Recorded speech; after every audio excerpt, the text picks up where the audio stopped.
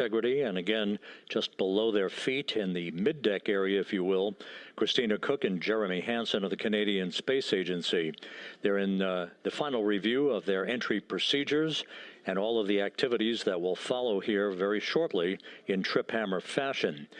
We should note that after splashdown occurs, the flight control team here in Houston will be monitoring the orientation of the Integrity spacecraft. We are expecting it to splash down upright in what is called the Stable 1 configuration, with the top of the spacecraft pointed upward.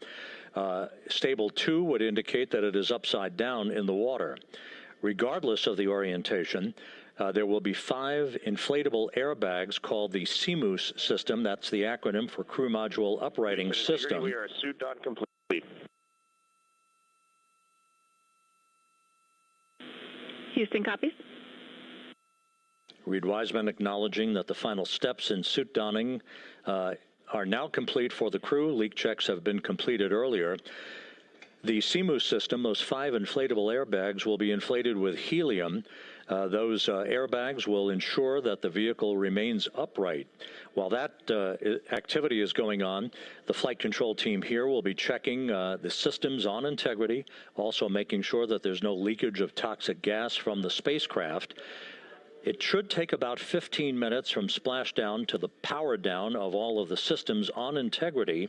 And at that point, assuming everything is in a nominal fashion, then the green light will be given for the Navy recovery teams to begin to make their way closer to integrity, to begin the erection of a large inflatable life raft called a front porch that will be buttressed up alongside the hatchway to the spacecraft. That life raft will be used to bring the crew members out of this vehicle once the hatch is open, one by one. They'll get their land legs back after 9 days of weightlessness before they're put in harnesses to be hoisted one by one in sequential fashion, in an alternating fashion, to the 2 hovering Navy helicopters overhead. Houston integrity for status. Go ahead. Seats 3 and 4 are connecting umbilicals. We're going to be stepping into leak check soon. 1 and 2 will be seated. 3 and 4 will be free float, and we'll configure EPROC accordingly. Houston, copies all. Reed Wiseman talking about the current procedures with the suiting of the crew members and subsequent leak checks, a final leak check for all 4 crew members. Everything is actually running a few minutes ahead of schedule. So once the life raft is inflated next to the Integrity spacecraft and the recovery teams have arrived alongside of the vehicle, the hatch will be open and the crew members will be brought outside into that front porch, as it is called, one by one. They then will be hoisted into the hovering helos overhead, and those helos then will turn around once the 4 crew members are on board, 2 for each helicopter, and will head back to the ship. That should be about a 10 to 15 minute transit. Once the helicopters land on the deck of the USS John Murtha, the crew members will be exiting those helicopters and brought into medical bay on the deck on the ship itself for comprehensive medical exams. They will spend a period of time yet to be determined on board the USS John Murtha before they are flown by helicopter to the shore in San Diego, to the San Diego Naval Air Station, and ultimately will board a NASA jet for the flight back to the Johnson Space Center here in Houston. Just to recap some of the key times that are coming up, we are expecting the separation of the crew module from the service module just 43 minutes from now. That is expected to occur at 6:33 p.m. Central Time, 7:33 p.m. Eastern Time. That will be followed just 4 minutes later by the crew module raise burn, the use of Integrity's thrusters one final time in a 19-second burn to slightly tilt the vehicle up into the correct orientation or angle of attack to ensure that it enters the Earth's atmosphere at the right angle, if you will. That will help deflect the buildup of heat against Integrity's heat shield.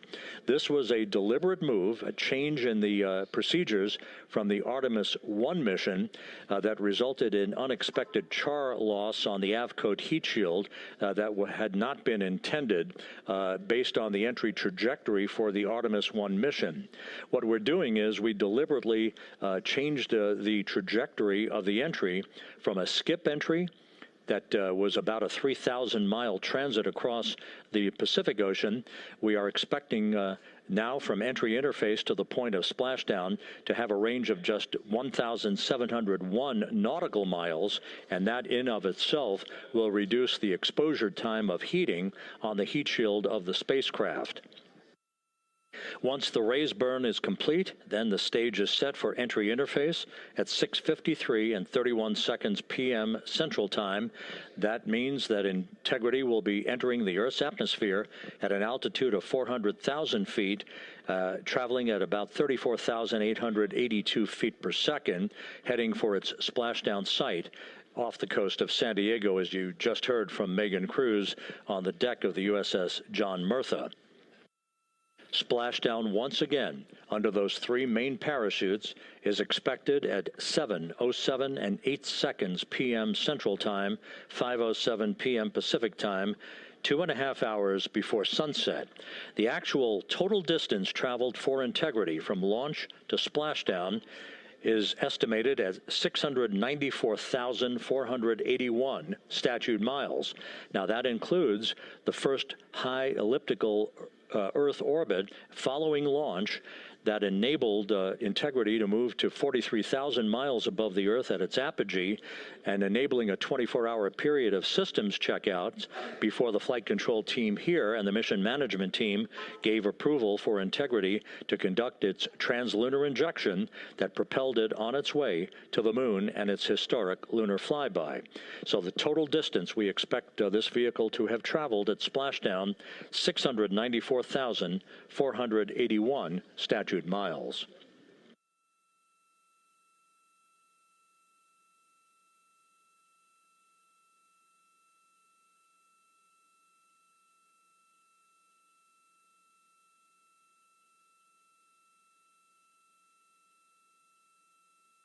With everything proceeding on track and on time aboard Integrity, the vehicle system is in excellent shape as the Earth grows larger in the field of view. Let's go back to the USS John Murtha and Megan Cruz, who is standing by.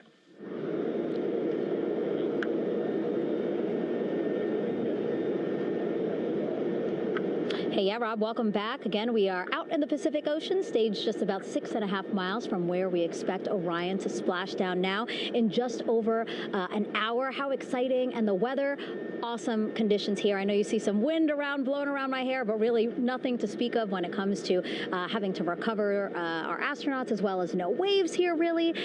So yeah, we're expecting a really great day. Also, hopefully, some really great views. You can see behind me that some of the clouds are starting to break up, so that's really exciting. And now, of course, this ship has a lot of people ready and excited to welcome our crew back home, including Dr. Rick Schuring here. He is a NASA flight surgeon. Great to have you here, Rick. You too, Megan. It is a blessing to be out here this day with our teams. We've trained 3 years for this nonstop with the U.S. Navy and along with EGS, and we've so looked forward to this day. And you know, just by God's grace, everything's parting, the skies and everything. The crew's doing great. Looking forward to come back, and our teams are ready. So this is one of those days you've dreamt about, and now it's finally here, and we're ready, and just thankful to be a part of it. Yeah, and you play a really integral role. When was the last time you spoke to the crew, and how are they feeling in this last hour before splashdown? Sure. Yeah, so the crew woke up. When they splashed down, they will have woken up about 8.5 hours ago. Me and my fellow crew surgeons, Doctors Chris Haas and Rafi Kumjian from the Canadian Space Agency, spoke with them about 6.5 hours ago, just to double check on how they were doing, if there's any medical issues, you know, how they slept, and then kind of go over their landing day protocol for their medications, for what we call a fluid load, to try to replace some of the fluid and electrolytes that they've lost with just a normal space adaptation. Once they got to space, they kind of have to replace some of that fluid to help them with the whole landing kind of readaptation to 1G, which they haven't done for the last 10 days. And then just kind of let them know how things are going to play out, out with the open water teams all the way until we finally get to the med deck. So they were very pumped up, very hurried though. They had a lot of cabin configuration, a lot of things to get ready. So they're excited, but also very focused on the job that they had to do. So we've trained a long time for this, and we're ready. And you said some medications. I mean, those are kind of just to mitigate the effects of, obviously, their more than 695,000-mile journey back to Earth. It's just like anti-nausea medication, right? Yeah, exactly, Megan. The astronauts are very healthy, fortunately, and even when they come back in reentry, the human system is very kind of dynamic. It has to readapt very quickly, and one of the most common responses they get is just some stomach awareness to some nausea, even to some vomiting. And with our crews that land out in Karagana, the Soyuz crews or our SpaceX crews, they all kind of experience the same thing. This will be the first time we're landing in water since December 1972, and I worked with all the Apollo astronauts years ago, and they all told me that landing in the water, especially in the Pacific, can be very provocative. So we take steps to give them medicines to really mitigate some of that nausea, vomiting, help them feel a little bit better, and also sometimes just use a little anti-inflammatory medicine just to help with coming back to 1 Earth or 1G. The effects of microgravity, especially as you age and you have a little arthritis, you feel great in microgravity, and everyone kind of curses coming back to the ground like, oh dang, 1G, but so that helps a little bit. But for the most part, the main thing is just replacing that fluid and then trying to help them with that transition back to 1G, and then we're ready to go. Yeah, and their health is assessed almost immediately after they splash down. Yeah, so we have Dr. Jesse Wang, and we have our independent duty corpsmen, who are the Navy version of paramedics, extremely highly trained, highly experienced Navy medics and divers who will go out there, open the capsule about 25, 28 minutes after splashdown and do the first initial assessment. So Jesse and his team will go out there and look at each crew, kind of do their assessments, get vital signs, report back to Drs. Haas and Kumji and I back in the med bay, let them know how they're doing, and then if they've got the normal kind of space adaptation kind of things, we expect that they're good to go on that. If anything didn't go the way we want, they're all prepared for that as well. And Jesse and his team, I mean, this is their full-time job, taking care of sailors and folks who might be injured. We don't expect any injuries, but coming back, going 25,000 miles an hour down to 20 miles an hour is still a dynamic process. I've heard it described as kind of like a car crash, and then the crew will be ready to go, and Jesse and his team will make that transition to get them out to the front porch, do assessments on them again, call it to our med bay, and then once we have that and they're all good to go and the crew's feeling okay, we'll hoist them up in the helos. It's about a 3-minute flight back to the flight deck, and that's where me and the astronaut chief Scott Tingle will actually meet them.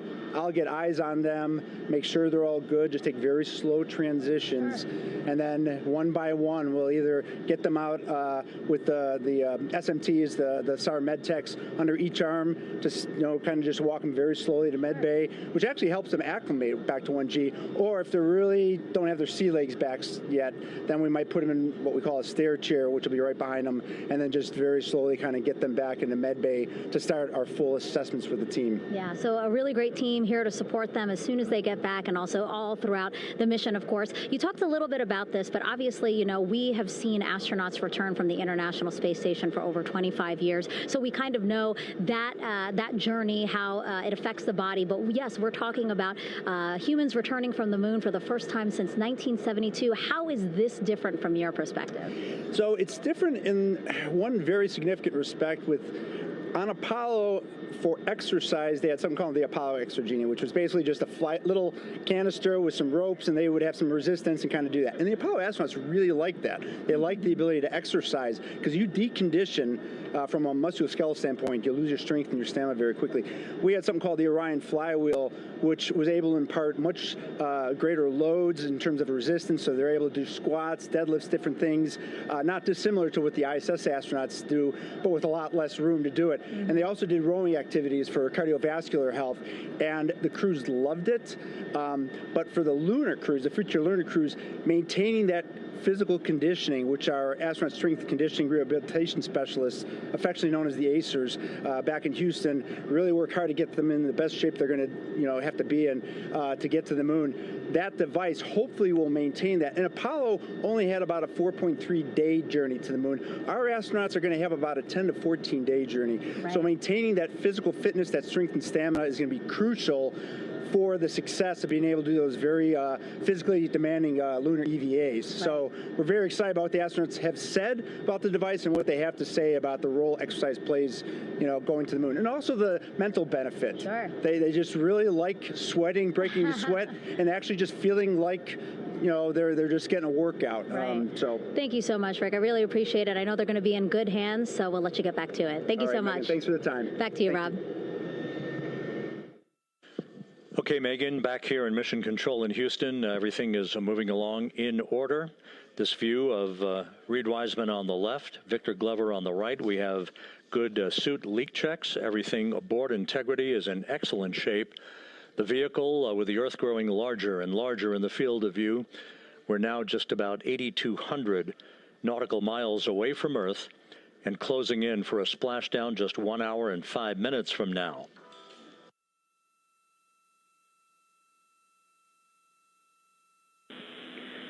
Integrity, just under a minute till your GPS maneuver initiates, and both GPS units look eager to acquire.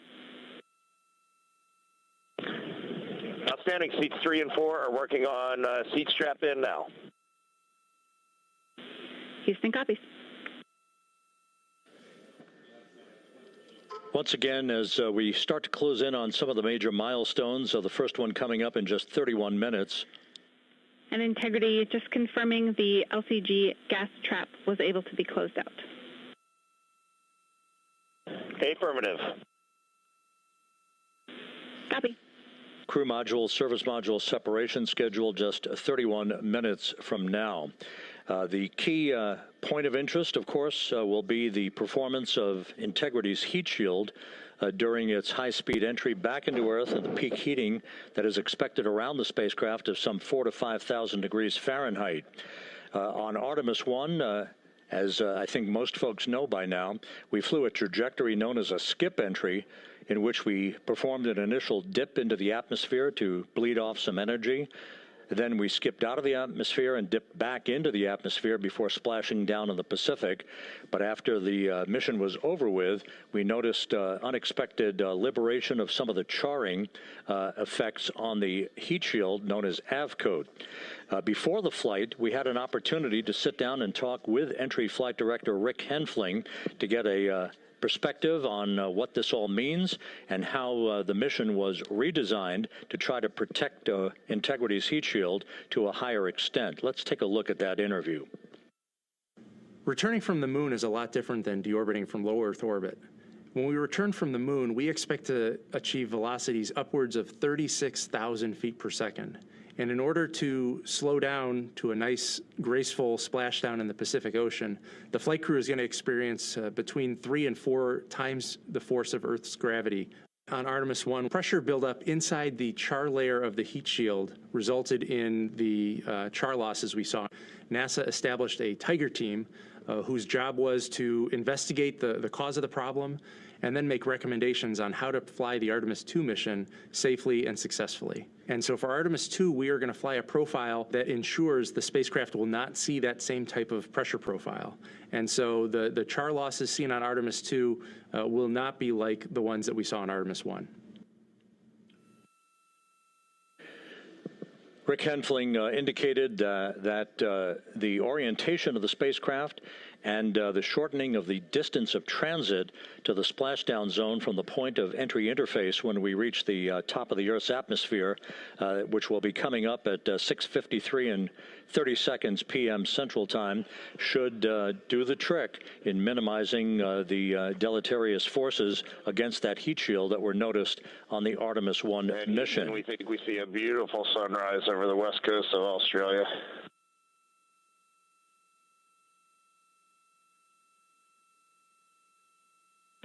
We copy.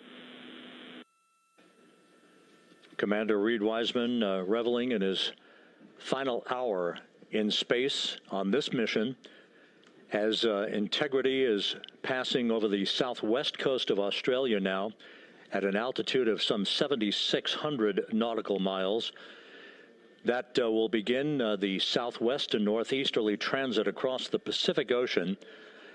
Let's talk a little bit more about some of the highlights and some of the numbers associated with the points of interest here. We are 27 and a half minutes away from crew module, service module separation. That will be followed about 3.5 minutes later by the raise burn that we've discussed, a 19-second burn of Integrity's thrusters to fine-tune its angle of attack as it enters the Earth's atmosphere.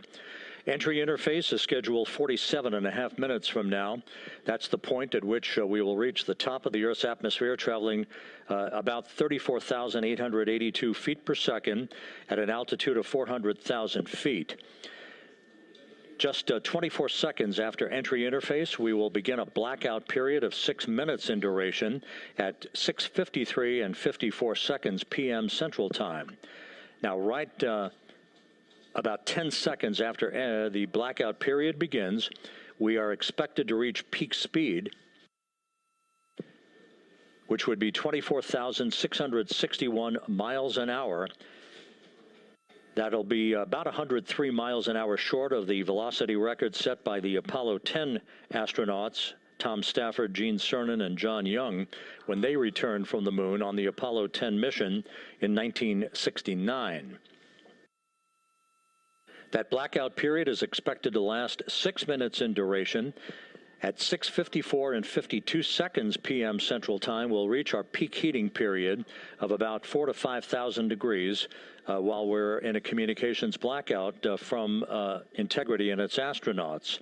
That blackout should end at 6:59 and 55 seconds p.m. Central Time, at which point we expect to regain communications with the crew.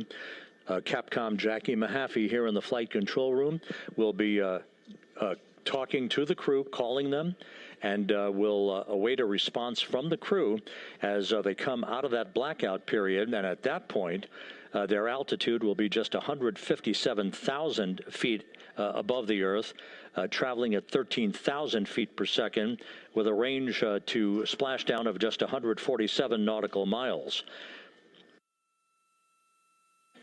From that point on, the next key series of events will be the deployment of a series of parachutes that we discussed before.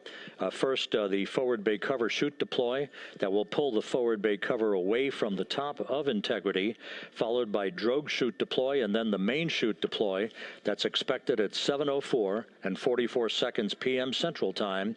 That will begin the gentle descent of Integrity towards its splashdown at just a velocity of just 19 miles an hour, and that will begin the recovery operations that you just heard Megan Cruz discuss with her folks on the USS John Murtha.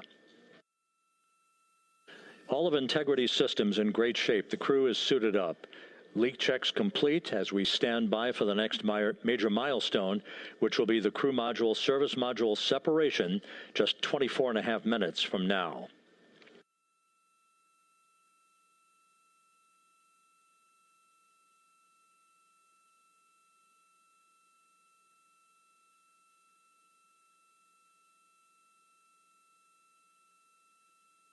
All of the activities from the start of entry interface to the point of splashdown will be quite rapid fire, just 13.5 minutes from the point at which we begin descent into the Earth's atmosphere till splashdown. And just to show you, as Rick Shearing, the flight surgeon, alluded to in his interview with Megan Cruz, all of this happens to decelerate the vehicle from traveling around Mach 33 to just 19 miles an hour at splashdown. All of that happening in just 13.5 minutes.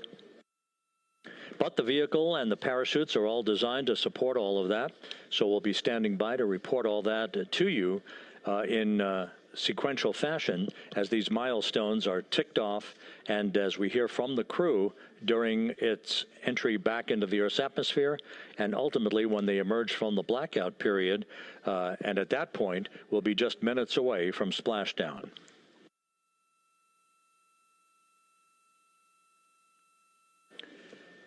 So with all of those preparations ongoing, we can return here briefly for another report from the USS John P. Murtha and Megan Cruz. Megan?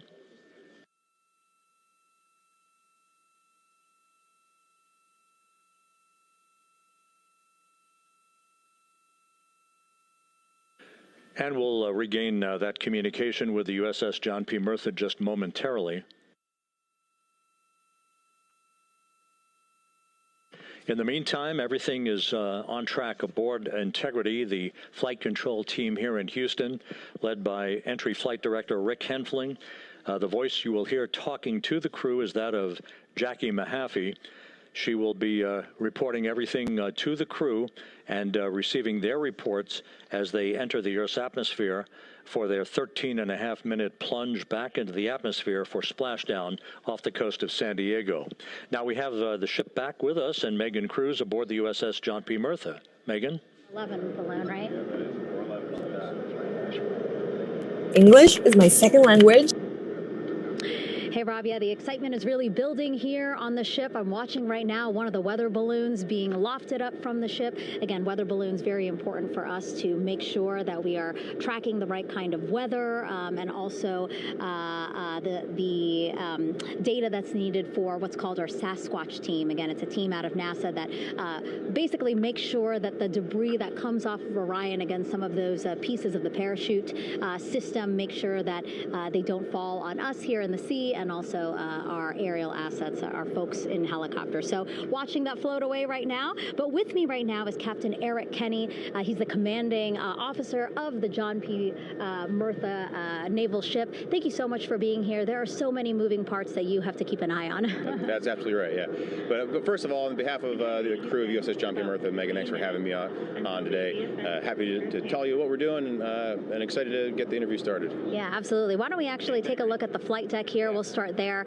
Basically, we also, while watching this weather balloon float away, we noticed all 4 helicopters leave the flight deck. We now have an empty flight deck. We had 2 imagery helos as well as the 2 crew helicopters that will go recover the crew. This is just one of the many things that, again, our ship of 550 people, it's something that you oversee as commanding officer. Yeah, absolutely.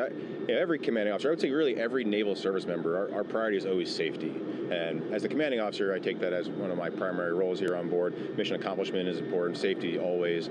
So my day really has, I would say my message to the crew has sort of changed over the past 24 hours. As we're leading up to today, we've been building up the excitement and motivating the team for the training that we've executed. But really over the past 24 hours, now I'm trying to get us to slow down a little bit. Trust our training, right? Don't believe all the hype. Don't believe everything that's going on. Just let's trust what we've done to get to this point. And if we do that, we'll be successful today. Mm-hmm. And also part of the big success is obviously the coordination between NASA and the U.S. military. How does it feel being able to support the human space program we have? Yeah, I mean, since 1959 with Mercury, Gemini, Apollo, the history between NASA and the Navy has been in lockstep. But like any other skill, if you don't practice it regularly, that skill atrophies. So we've had a few decades off from that. But, over the past 4 or 5 years, really with this ship over the past year, we've constantly trained and working for this moment right here. Building up the hype, but to get to this point today, to be able to trust in all the training we've done. We've worked with, working with NASA, the Air Force, the medical team, dive team. You want to talk about high-performance organizations coming together, working in unison? We are seeing that here on board the USS John P. Murtha, and I can't be more proud of all the work everyone's doing. Yeah, you had some great words this morning saying just that, again, that it's really nice to see everybody working together and so excited. I mean, you just became the commanding officer of this ship back in February. How does it personally feel for you to be a part of this historic moment today? Yeah, I mean, first and foremost, I'd say any opportunity to command any warship in the United States Navy is a tremendous honor, is a pinnacle of any naval officer's career. That being said, as my change of command was approaching, and I realized that Artemis was going to be in the window here, to say that I'm humbled and honored to be here is an understatement. What really just excites me is the opportunity to see this crew, who has been training so hard over the past year plus, come together. it is what inspires me. Listening to NASA and the ownership and pride they take, they make my crew better. I think we're making NASA better together. That synergy is something that I'm happy to see and hopefully take forward with me in my career. Yeah, it's all about partnerships. We couldn't do it without you, and we couldn't have gotten to the moon without our international partners as well. So thank you so much, Captain. It was really great to have you here today. Thanks, Megan. Awesome. All right, Rob, back to you. Thank you, Megan. Back here in Mission Control in Houston. We just had a quick view of the crew. We'll get that view back, and there they are again. Here in Mission Control, the entry team of flight controllers led by Rick Henfling and Jackie Mahaffey serving as the spacecraft communicator. We have just handed over communications links from the Deep Space Network that we communicated with the crew through from the time of the translunar injection burn back on April 2nd. We've just handed back to the Tracking and Data Relay satellite system as we prepare for the crew module service module separation that will take place just 17 minutes from now. With the Earth looming in front of Integrity as it barrels back for a splashdown of the Pacific just 50 minutes from now, we're just 5,700 nautical miles from splashdown. Just one other quick note about the comparison from the Artemis I entry profile to the Artemis II entry profile and how that is serving as an extra layer of protection for Integrity's heat shield. The Artemis I entry had an entry range of some 3,178 nautical miles, a very long downtrack and a very longer period of exposure to heat loads than we're experiencing tonight. It also had that skip entry profile that we discussed earlier, dipping into the Earth's atmosphere, then back out, then back in. It was about 20 minutes of exposure. Integrity, Houston, comm check on TDRS. Jackie, we have it loud and clear on TDRS. We have you the same. And there's one of the weather balloons being deployed from the USS John P. Murtha.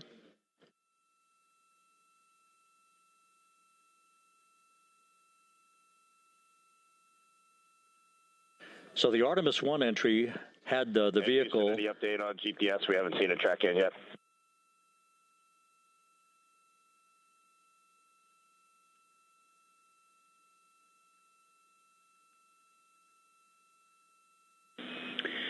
Reed, we are watching. We are starting to get into the window where they may start acquiring, so should be within the next 10 minutes. Okay, sounds good. We're holding at step 17 and getting ready for CM-RCS hot fire.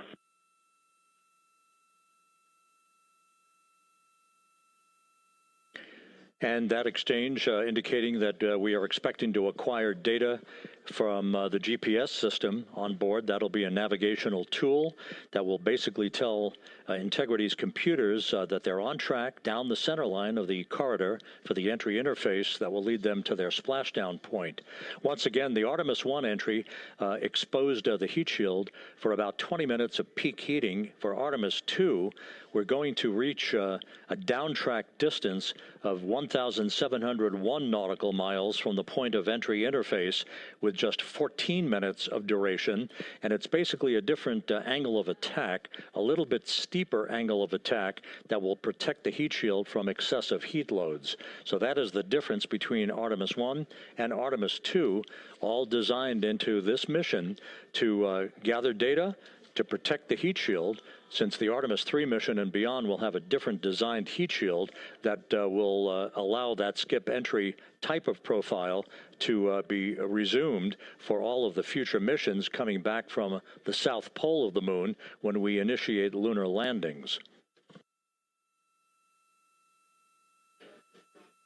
So we've handed over to the Tracking and Data Relay satellite system. That's where we'll have communications for the rest of the flight.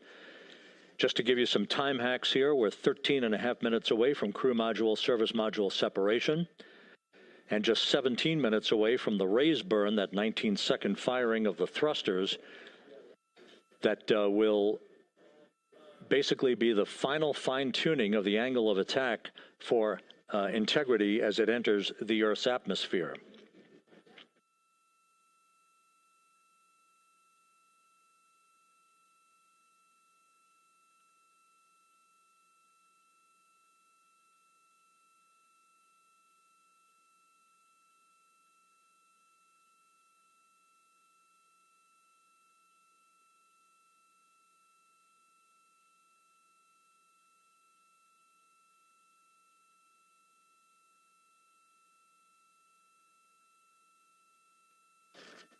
And once again, a dueling box view of some of the assets that are involved in recovery operations today.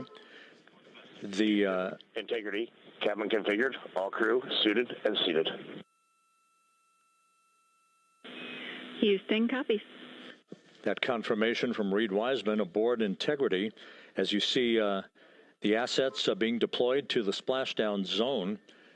At the time of splashdown, we expect the John P. Murtha to be about 5 miles away from Integrity, keeping a safe distance until we are sure that the vehicle is in the water and upright, and that it is in a good configuration system-wide for the recovery teams to begin to approach the vehicle to erect that inflatable raft. 2 minutes to CM RCS warm-up hot fire. We're ready. That call from spacecraft communicator Jackie Mahaffey indicating that we're 2 minutes away from a quick burst of the reaction control system. Thrusters, that will be a hot fire test prior to the separation of the crew module from the service module. The European service module has performed flawlessly throughout this flight. Everything, all the burns that had been prescribed for that service module have been executed on time and without a problem. There is the European flight control room that has overseen the manufacturing, the design of the European service module. They deserve quite a bit of credit on this mission for not only propelling the Integrity and its astronauts toward the moon, but also conducting the fine-tuning of its trajectory to bring it to this point where we are dead spot on down the middle of the corridor trajectory-wise to bring Integrity down for its splashdown in the Pacific just 44 minutes from now.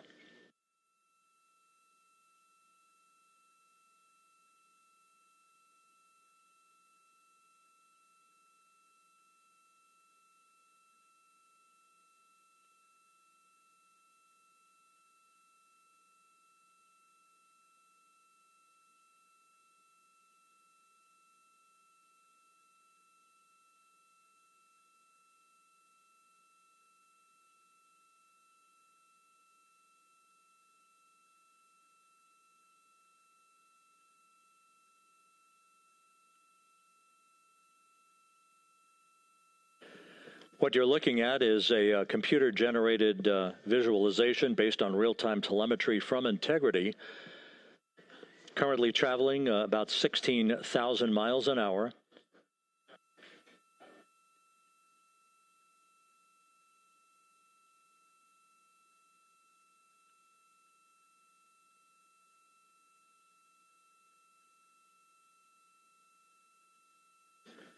Integrity traveling about 16,000 miles an hour. For the prop cautions, we're taking a look. Copy that. Now just about 5,100 miles from Earth. Splashdown scheduled 43 minutes from now. We're just 9.5 minutes away from the crew module service module separation.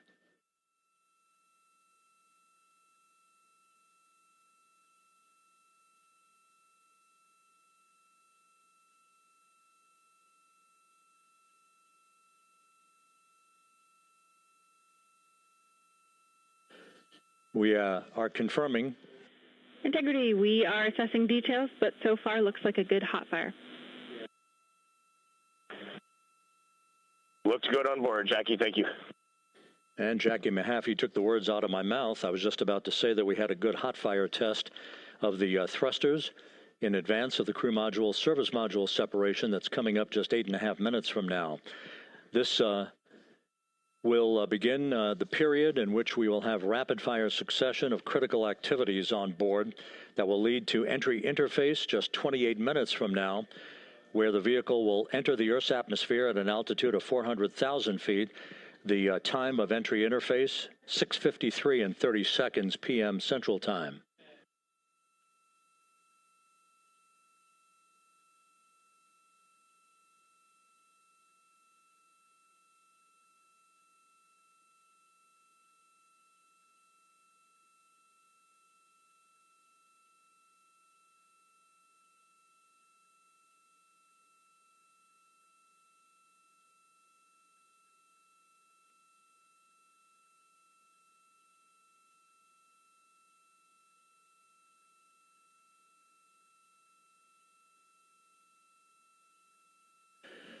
Integrity's astronauts were awakened at mid-morning to begin their entry preparations. And propulsion officer now reports a good hot fire test in preparation for the crew module service module separation.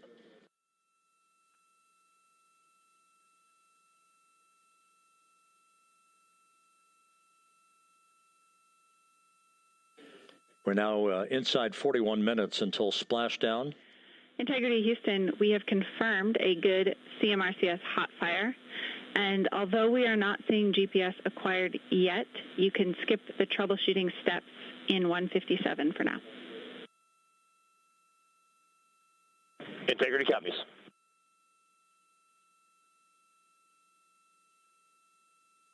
That GPS discussion indicating that we will be acquiring navigational data for Integrity through the Global Positioning System equipment on board. We just don't have it yet, but we will. All of Integrity's systems are in great shape to support its high-speed entry into the Earth's atmosphere. It, once again, will reach a peak speed of 24,661.21 miles an hour. Your call, GPS. We at least have GPS 1 looking good on board.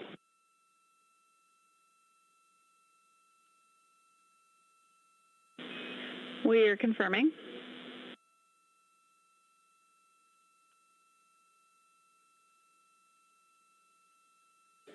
The Guidance, Navigation, and Control Officer here in Mission Control confirming that we have good lock on GPS data. We are on a communications link now through the Tracking and Data Relay satellite system. Now, following splashdown, we're going to lose that link and go to what's called a VLDR, a very low data rate communications link, so that we can talk to the crew inside Integrity as they are on the water. Integrity, confirm we do see good GPS. We do too, especially GPS 1 is accepting in nav channels 1 and 3. That GPS data is basically telling Integrity's onboard computers its position relative to the Earth, but its trajectory and its orientation according to flight dynamics and the Guidance, Navigation, and Control Officer is spot on. We have now armed the pyros for the crew module service module separation coming up less than 5 minutes from now.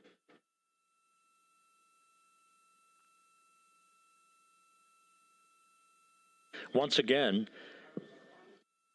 just 10 seconds after entry interface, we will see Integrity reaching its peak speed of 24,661.21 miles per hour. That will be just seconds before we begin a 6-minute blackout period. Integrity Houston, your vehicle is in a good config for CM-SM SEP and go for CM raise. Houston, we see the same on board and copy go for CM raise. That CM raise referred to as the slight firing of 19 seconds by Integrity's thrusters with a change in velocity of 9.9 feet per second, a slight nudge of the aft end of the vehicle so that it's tilted a bit upward, providing the final angle of attack as the vehicle enters the Earth's atmosphere, this being the mitigating factor that will reduce heat loads on the heat shield as we reach a point downrange from the start of entry interface, some 1,701 nautical miles to the splashdown site.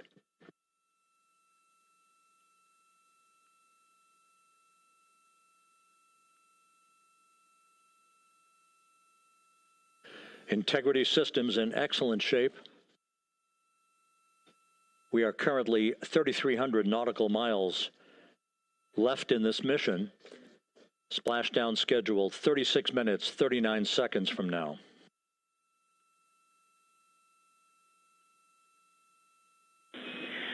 Integrity Houston, for the 2 enabled prop cautions, what happened is while the thrusters were firing, multiple pressure sensors on each of the strings diverged a bit from each other. Those limits look to be set pretty tight. We think it could happen again when the thrusters fire in the future, so we are going to suppress those messages. We concur with suppress, not inhibit. Thank you. That exchange between Jackie Mahaffey, our Capcom for tonight, and Reed Wiseman aboard Integrity, indicating basically to ignore sensor data. All of Integrity's systems are in good shape.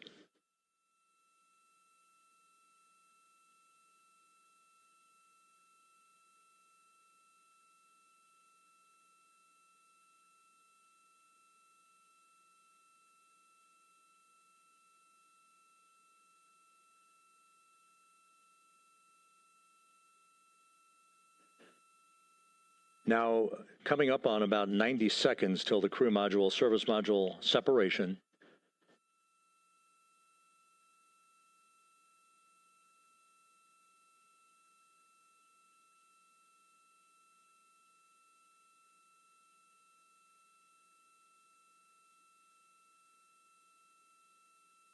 All quiet here in Mission Control as we enter the most critical phase of the completion of this flight. All of the preparatory activities leading up to the vehicle entering the Earth's atmosphere just 21 minutes from now.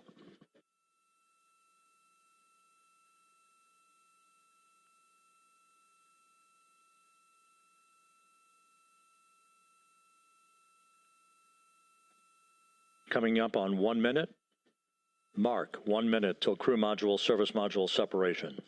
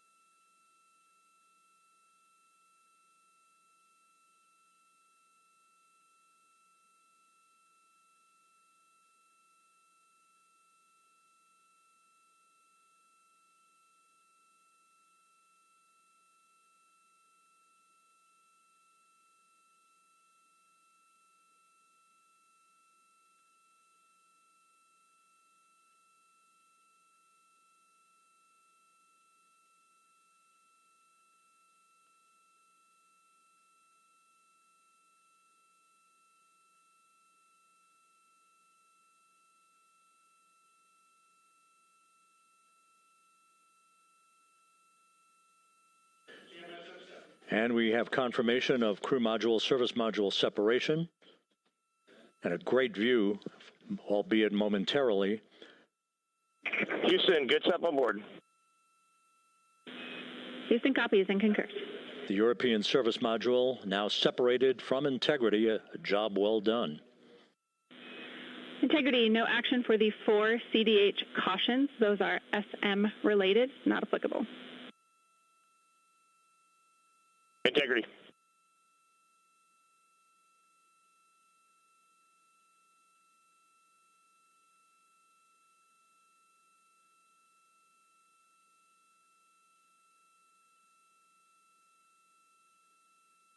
So, with Integrity now flying free on its own for the remaining 32 minutes of this mission.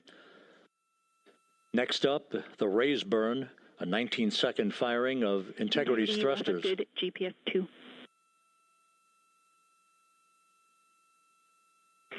Integrity copies, good GPS 2.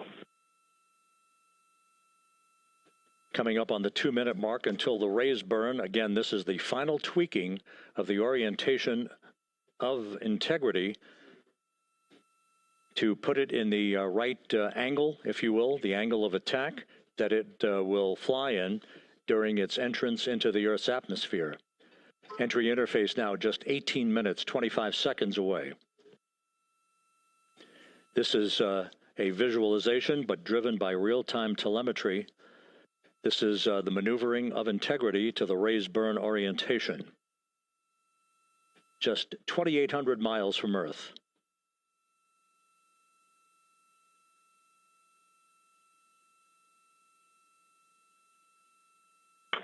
Houston, we got a great view of the European service module out the window with the sun hitting the side and the solar rays and the NASA worm right there. It's a beautiful looking machine. Roger.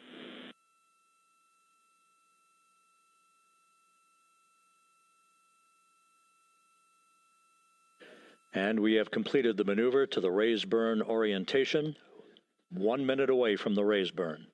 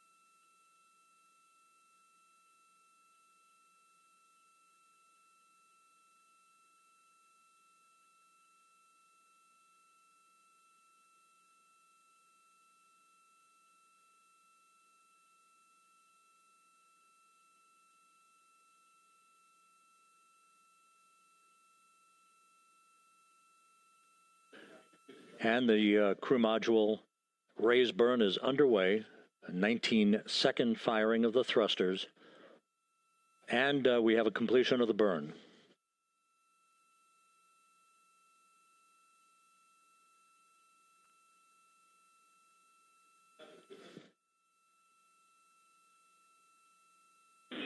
Integrity, good. CM raise burn. Your flight path angle is within limits.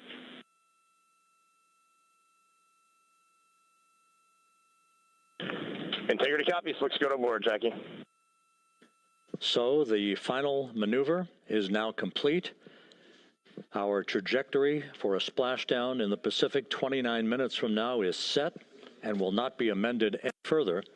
And we have the right angle of attack to mitigate any excessive heat loads on the vehicle during entry interface. Integrity Houston, a heads up about comm coverage. When you perform the 180 roll, for the first minute or so in that attitude, we expect about a minute LOS.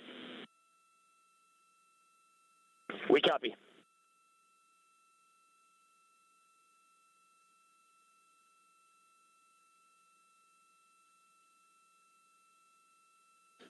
So for those who are watching the series of events coming up, we will enter the first traces of Earth's atmosphere 14 minutes, 45 seconds from now. 6:53 and 30 seconds is what is pegged for entry interface at an altitude of 400,000 feet, traveling at approximately 34,800 feet per second, range to touchdown or splashdown 1,701 nautical miles. 24 seconds after entry interface, we will enter a 6-minute blackout period in which we will lose communications with the crew. This is expected due to the buildup of plasma around the vehicle. That's an ionization effect due to the collision, if you will, of the velocity of the spacecraft with the friction of the Earth's atmosphere. That 6-minute blackout is expected to begin at 6:53 and 54 seconds p.m. Central Time. During that period of time, we will reach our peak speed of 24,661 miles per hour. That comes just short, based on unofficial data from the flight dynamics officer right now, will come just short of the velocity record set by Apollo 10 of 24,791 miles per hour in 1969. We expect peak heating on the vehicle at 6:54 and 52 seconds p.m. Central Time, a minute and 22 seconds into entry interface. At that point, we will be just 204,000 feet above the Earth, traveling at 33,000 feet per second. The blackout period is expected to last 6 minutes. We expect that blackout period to end at 6:59 and 55 seconds p.m. Central Time. From the end of the blackout period until splashdown, it is just 7 minutes, at which point we'll start deploying the series of parachutes to slow Integrity down to an ultimate splashdown velocity of just 19 miles an hour. see the same, waiting for the 180 rolls.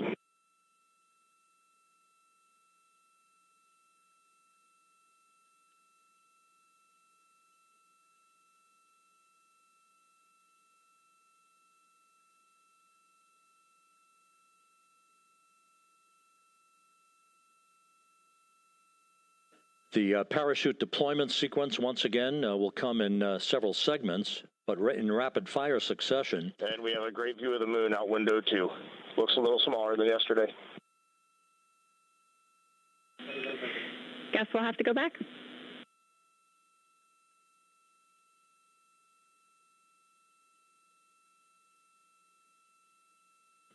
Reed Wiseman and Jackie Mahaffey exchanging discussion on a view of the moon that Integrity's astronauts are seeing in the final minutes of this mission that will be completed with splashdown just 25 minutes from now. 3 forward bay cover parachutes will be used to pull the forward bay cover off the top of the vehicle. Then 2 drogue parachutes will be deployed to slow and stabilize the crew module during its descent, followed by 3 pilot parachutes that will lift and deploy the main parachutes from the forward bay. The final sequence will have 3 main parachutes deployed. These will be 116 feet in diameter, each main parachute approximately 265 feet long when reefed. The parachutes will ultimately slow Integrity down from its peak speed of almost 33 times the speed of sound to a gentle 19 miles an hour as splashdown.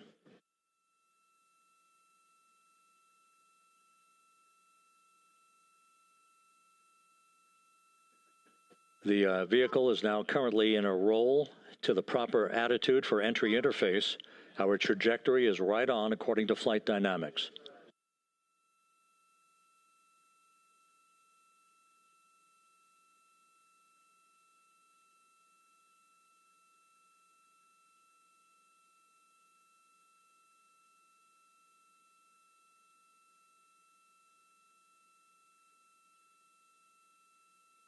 Integrity is on a trajectory from southwest and northeast across the Pacific Ocean, descending at a rate of 15,000 feet per second.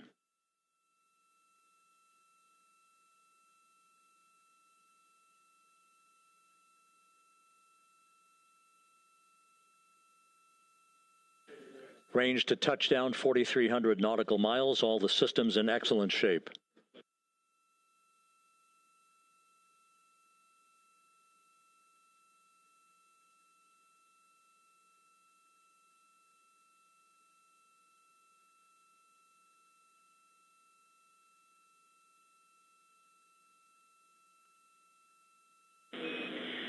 Integrity, Orion in the EI roll 180 attitude. Looks good on board, Jackie.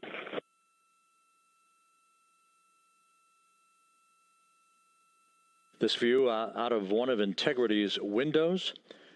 We had a call for 3 good baros. Those are barometric pressure sensors that feed altitude and rate of descent information to Integrity's computers that will trigger the parachute deployment sequence.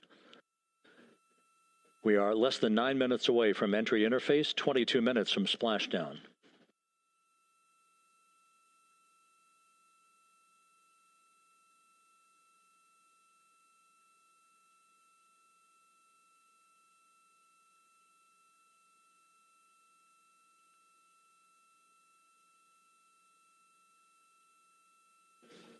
You can see the reflection of one of the crew members in the window.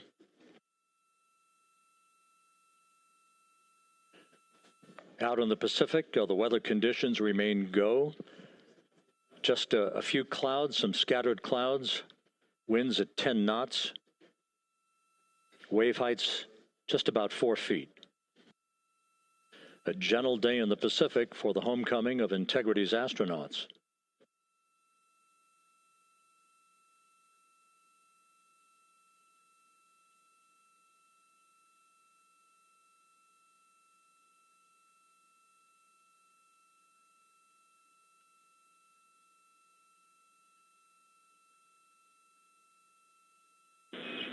Integrity back in EI attitude.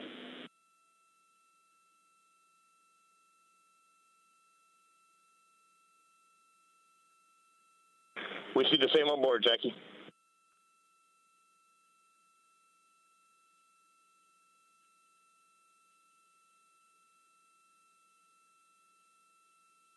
Houston, purge is complete. Crew and vehicle are configured for entry.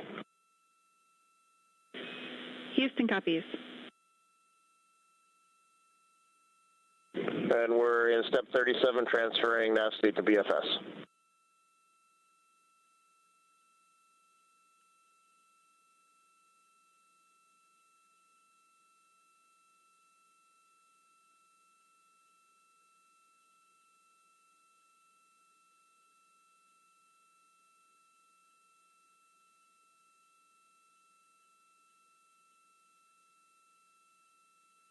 And Houston, in instruction 509, we are not below 0.2.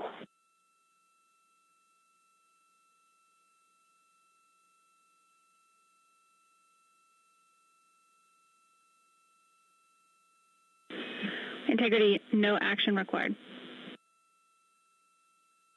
Integrity.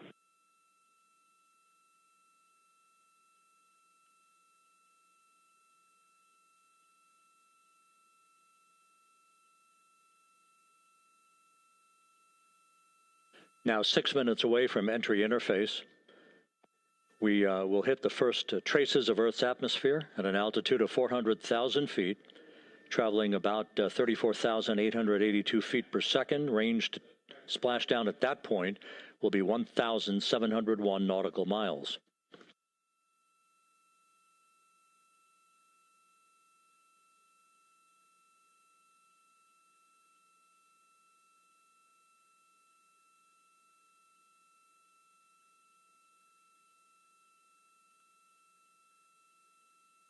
And once again, just a reminder, some 24 seconds after entry interface, we do expect to lose communications with the vehicle and the crew during a 6-minute blackout period when a plasma shield will build up around the spacecraft due to the ionization, due to heating effects.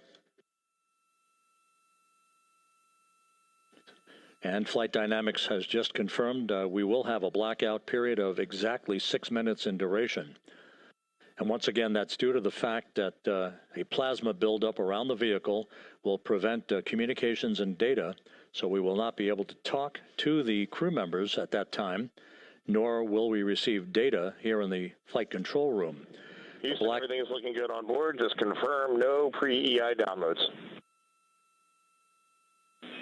Houston concurs. That blackout period to begin at 6:53 and 54 seconds p.m. Central Time, and again will last about 6 minutes in duration.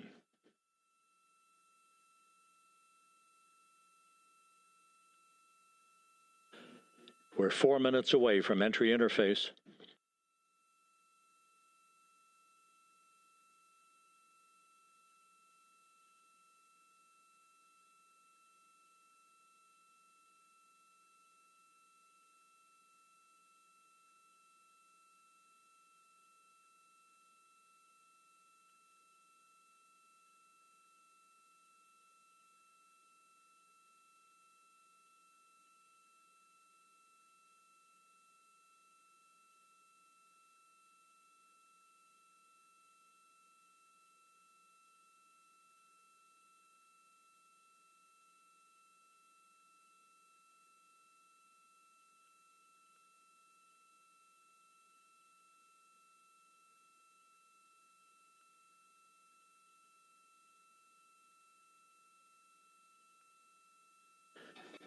This view from Integrity as it crosses from southwest to northeast across the Pacific Ocean, 3 minutes from entry interface.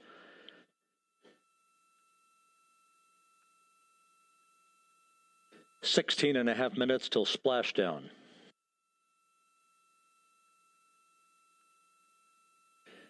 The USS John P. Murtha and the recovery team is on station and in position, as are the airborne imagery assets that we hope to receive imagery from as Artemis enters the Earth's atmosphere and through parachute deployment.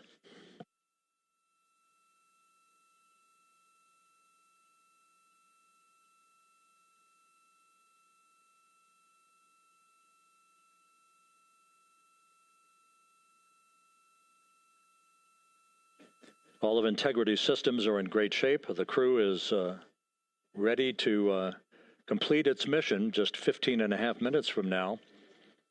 All of the activities today have gone off in perfect fashion. No issues with the vehicle, no issues with the crew. And the weather at the splashdown site is go.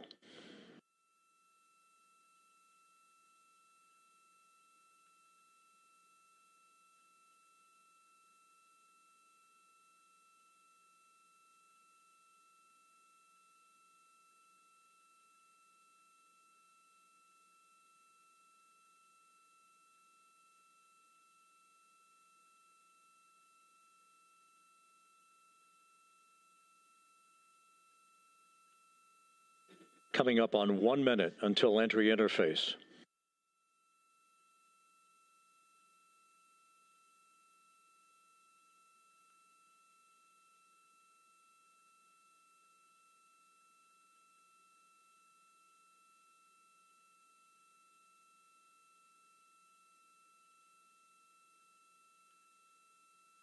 Mark 1 minute until entry interface. 1 minute, 20 seconds until the expected start of our 6-minute blackout. Integrity, 1 minute to a 6-minute blackout. Integrity.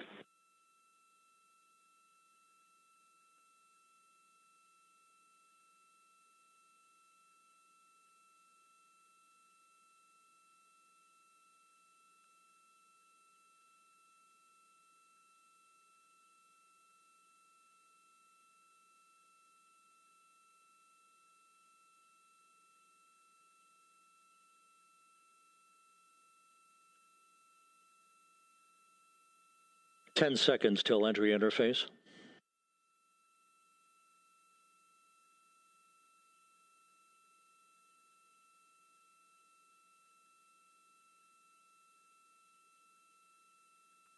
And we have crossed the threshold, now entering the Earth's atmosphere. We're at 400,000 feet, traveling 34,800 feet per second.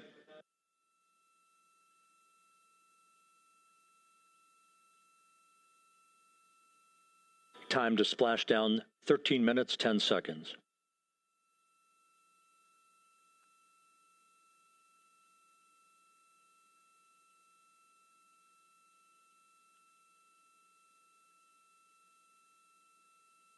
And as predicted, we've entered our communications blackout.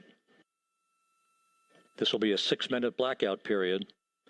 No voice, no data from the crew.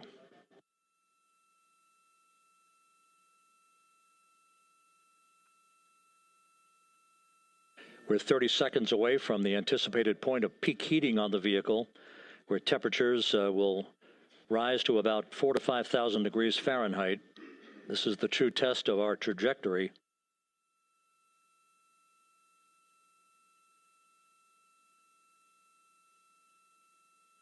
And from the G5 aircraft in the vicinity of the splashdown zone, this view of Integrity. So that pinpoint of light shows the vehicle as it enters the period of peak heating in the Earth's atmosphere, the first tug of gravity being felt by Integrity's astronauts since their launch back on April 1st.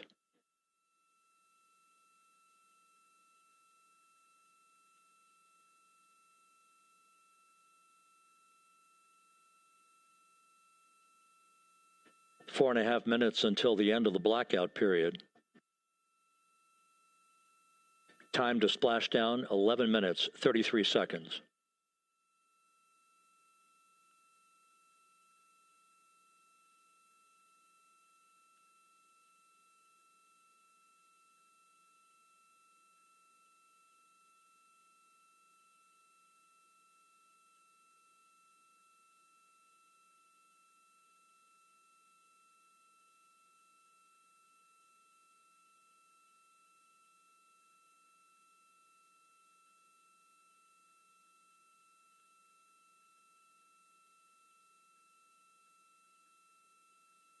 The landing and support officer reports that the P-3 has acquisition on Integrity.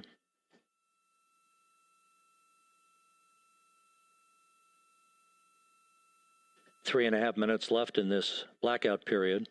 This is a visualization of the plasma buildup around the spacecraft and the repelling of that heat on Integrity's heat shield.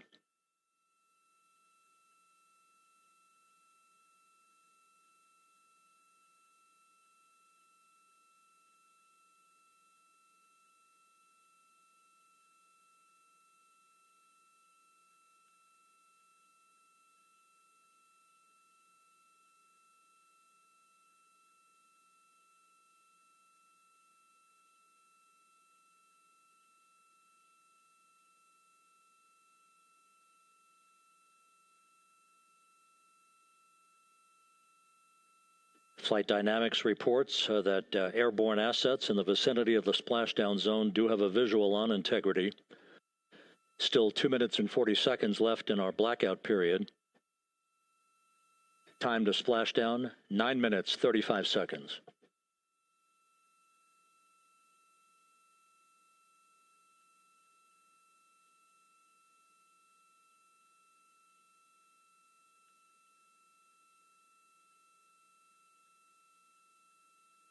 Multiple airborne assets as part of the recovery team all have visuals on Integrity.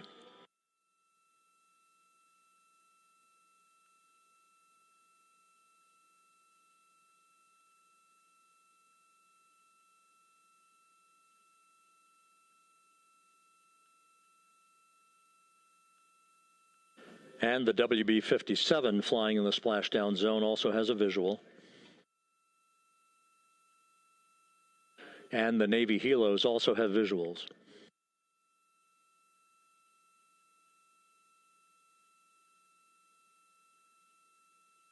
We're still in the blackout period.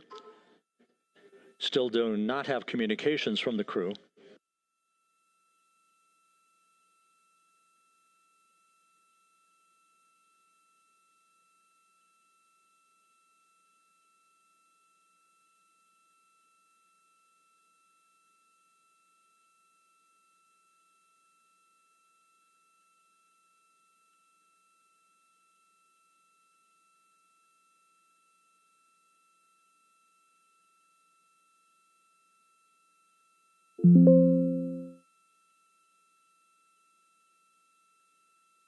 We're standing by for communications from the crew.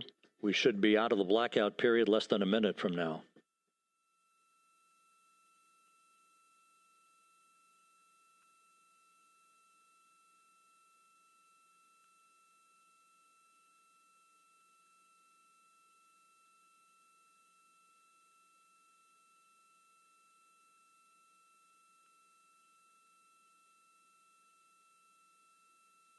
We are now processing data from it.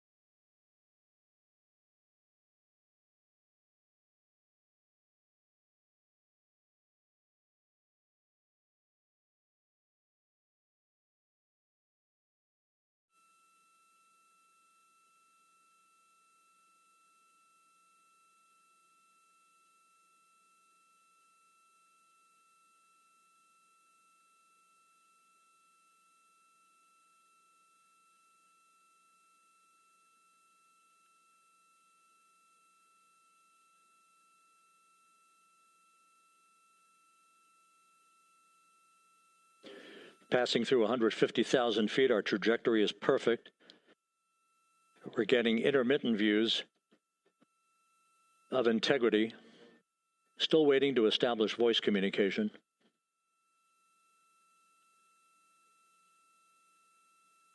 Integrity, Houston, comm check, post-blackout. Houston, Integrity, we have you loud and clear.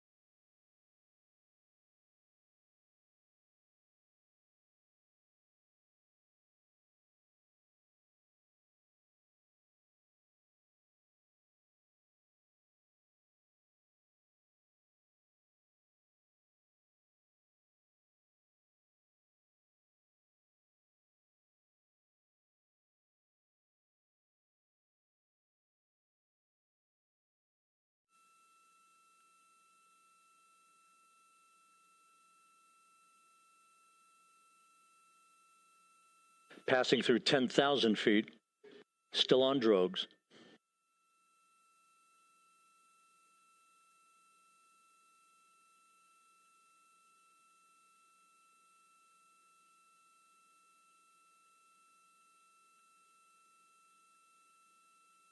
Main chute deploy.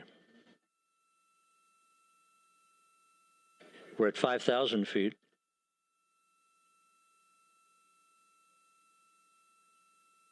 Search and recovery beacon has been activated on integrity.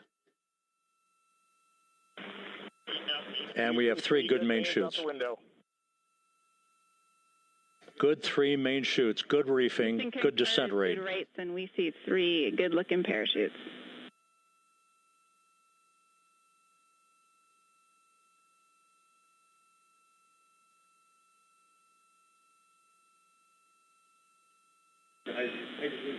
Integrity. Cabin pressure indicates no need for hydrazine checks. Integrity copies. This is a perfect descent for Integrity. Its crew sounding hale and hearty on board. Time to splashdown 1 minute, 15 seconds.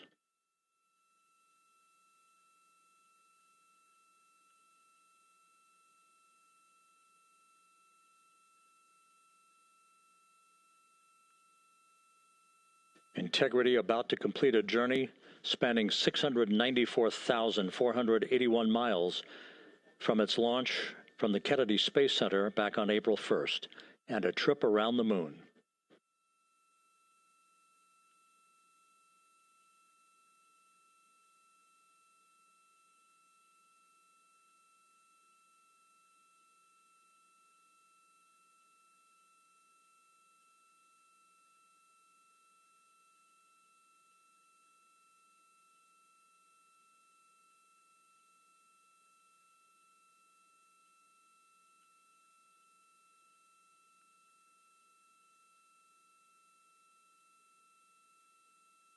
Passing through 1,000 feet.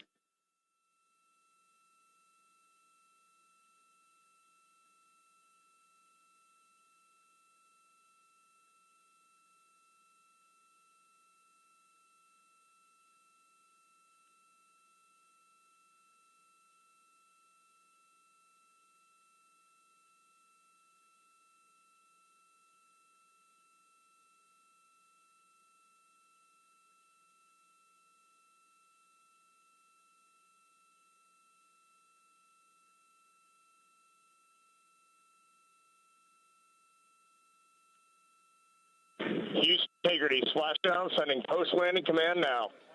Splashdown confirmed. Copy splashdown, waiting on VLDR. Splashdown confirmed at 7:07 p.m. Central Time, 5:07 p.m. Pacific Time. From the pages of Jules Verne to a modern-day mission to the moon, a new chapter of the exploration of our celestial neighbor is complete. Integrity's astronauts back on Earth.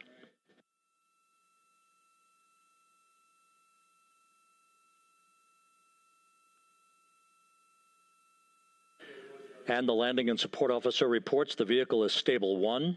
We still will be deploying the crew module uprighting system to maintain that orientation. A perfect bullseye splashdown for Integrity and its 4 astronauts.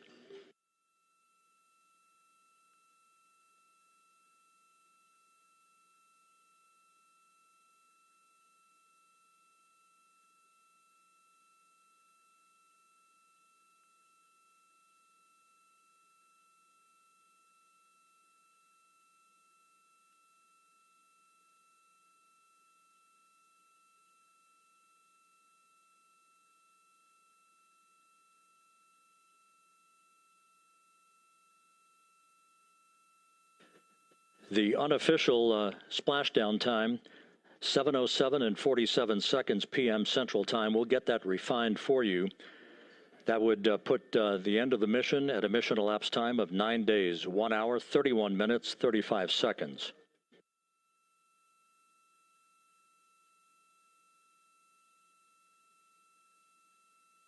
And we're configuring for very low data rate.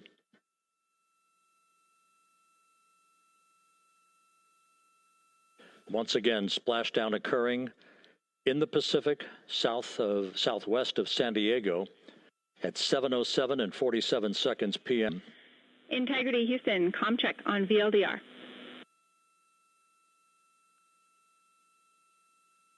Houston, we have you loud and clear on VLDR. How else? We have you the same. We'll meet you over in post-landing. Perfect communications established. What a journey. We are stable 1, 4 green crew members. Houston copies all. Reed Wiseman reporting 4 green crew members. That is not their complexion.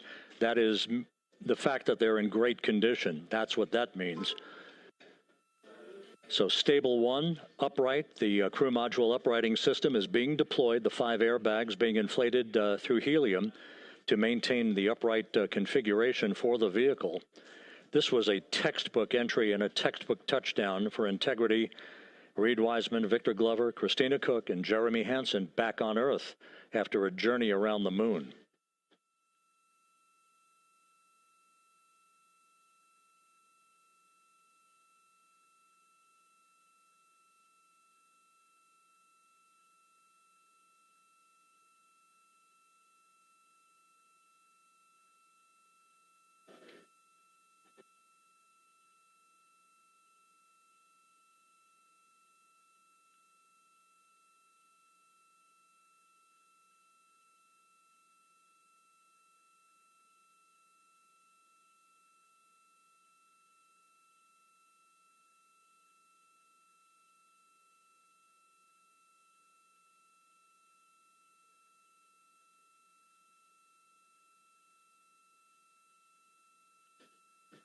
We continue to monitor the functioning of the CMOOS system. The airbags are being inflated to maintain a stable 1 or upright configuration. And there's a good view from one of the naval helicopters hovering overhead. Reed Wiseman reporting.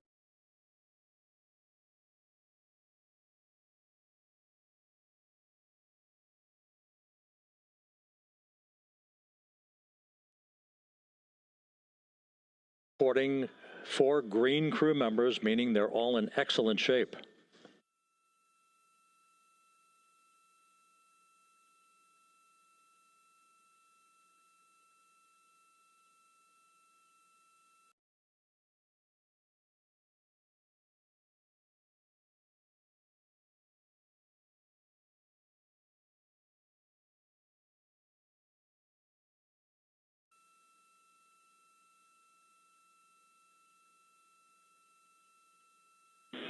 Integrity Houston for SAR beacon and radio.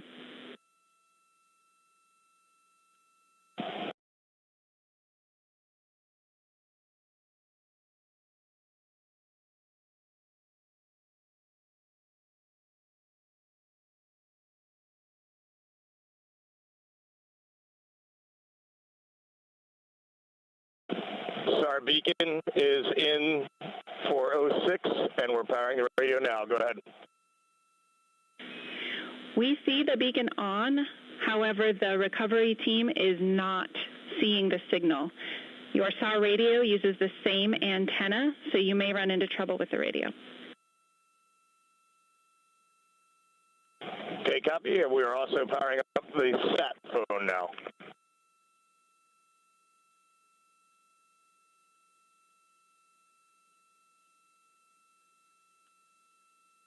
So Integrity is in great shape, and as the crew continues its post-splashdown timelined activities on board, Reed Wiseman once again reporting that all 4 crew members are in excellent shape, and we have 5 inflated airbags to maintain an upright configuration so that the recovery team can now begin a slow approach to the vehicle. Meanwhile, here in the flight control room, Entry Flight Director Rick Henfling is polling his team of flight controllers for the start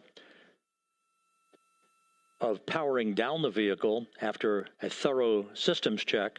We have no toxic gases to be concerned about, so the recovery personnel can approach the vehicle but not until we have powered down the spacecraft. That's expected to take a few more minutes.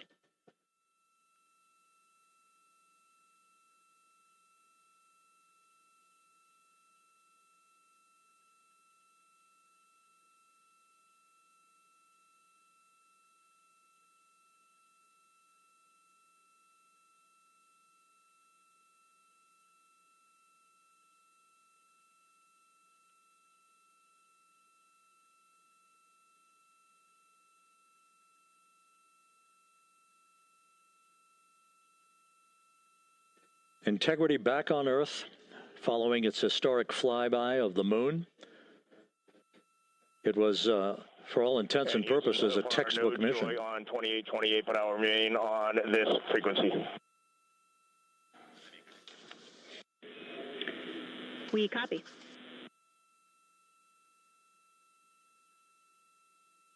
Reed Wiseman indicating some trouble with the SARSAT phone on board. But that's not an issue. What is more important is that the vehicle is solid. No issues as we begin the power down of the vehicle to begin the recovery process.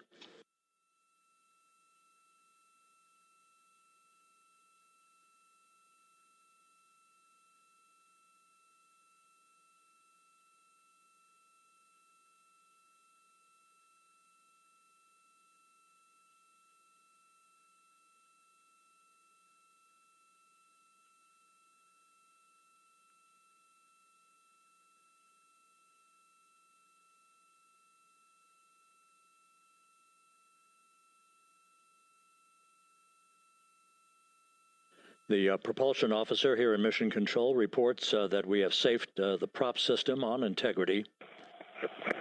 Can you say again? That was very weak and broken. Integrity, Houston did not call.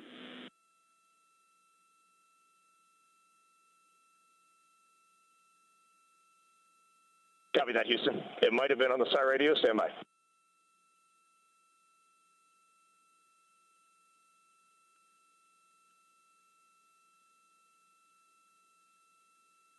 All of the milestones were executed in perfect fashion. Integrity entering the Earth's atmosphere right on time, reaching its peak speed shortly after a blackout period began. We emerged from the blackout period, but the recovery imagery airborne assets were able to pick up Integrity's descent almost immediately through entry interface, tracking the vehicle all the way down. And finally, you saw the sequence of chute deployments. First, the forward bay cover being pulled off the top of the vehicle by a series of 3 parachutes. Then the drogue chutes were deployed, followed by the 3 main chutes that slowed the splashdown velocity of Integrity to just 19 miles an hour.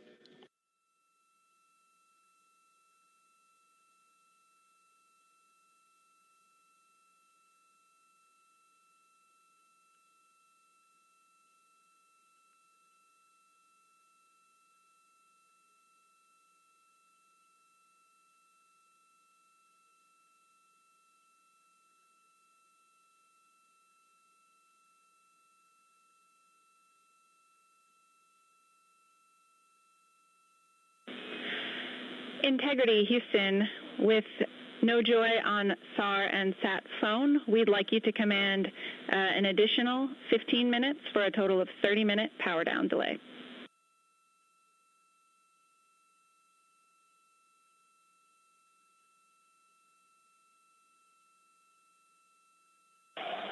All right, Jackie, we have selected T/D+30. No joy on SAR radio or SAT phone. And stand by, we have the master diver on SAR radio. Please hold comms. Hey, Lily. Excuse me. Hey, Jackie, we just got the master diver on SAR.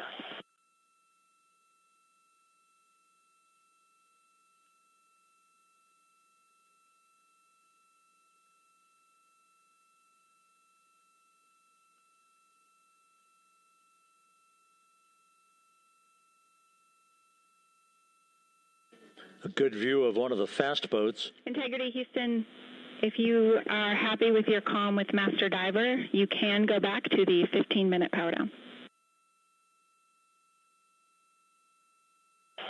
Okay, stand by. Yeah, we'll confirm here in a second. The crew on board Integrity coordinating with the flight control team in Houston here in Mission Control on the timing of the power down of the vehicle, which will be the precursor to the recovery teams approaching the spacecraft. There are no issues with Integrity. We've had a bit of broken capability in establishing a SARSAT or satellite phone communications capability between the crew on board Integrity and the recovery team. That will get sorted out here shortly. There's plenty of cooling on board Integrity, so there's no rush to begin the power down. To call you on the sat phone and not getting an answer there either. Concur. We haven't had anything come through.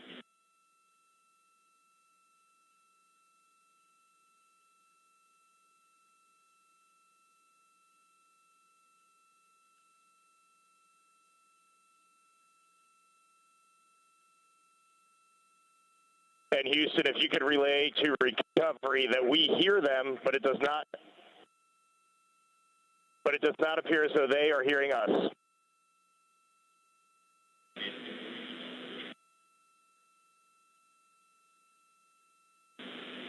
Houston copies, and Reed, just to confirm, you are pushing the PTT on the radio.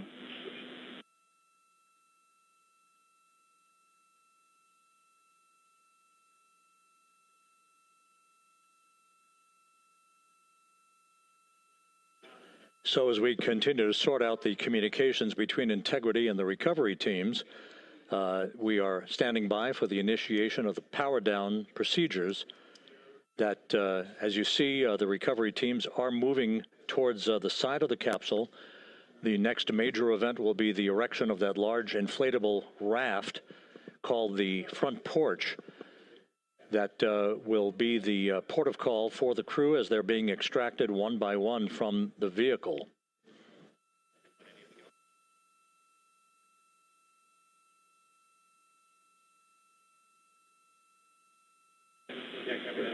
Integrity Houston, for sat phone, we are going to attempt to call you.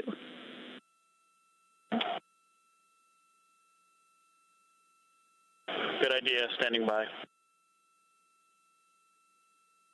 And Jackie, yes, we are pushing the push to talk, the two buttons on the left side of the radio below the up-down arrows. We are utilizing them. I'm rebooting the radio to see if we get good comms. Okay, we copy all, and just to confirm, you are seeing that you are touchdown plus 3030 for power, correct? That's the affirmative.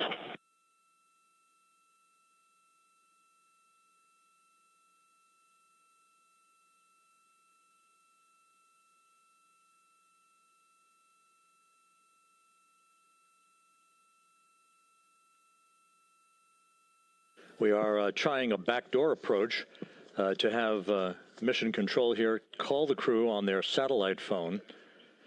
This is all part of the coordination for the power down of the vehicle that will initiate the actual recovery operation. The first boats with the Navy divers on board are standing by, waiting to close in on Integrity to begin the process of erecting the large inflatable raft that's called the front porch that will be where the astronauts are extracted from so that they can have a few minutes to get their land legs back before they're hoisted aboard the Navy helicopters for the flight back to the deck of the USS John P. Murtha.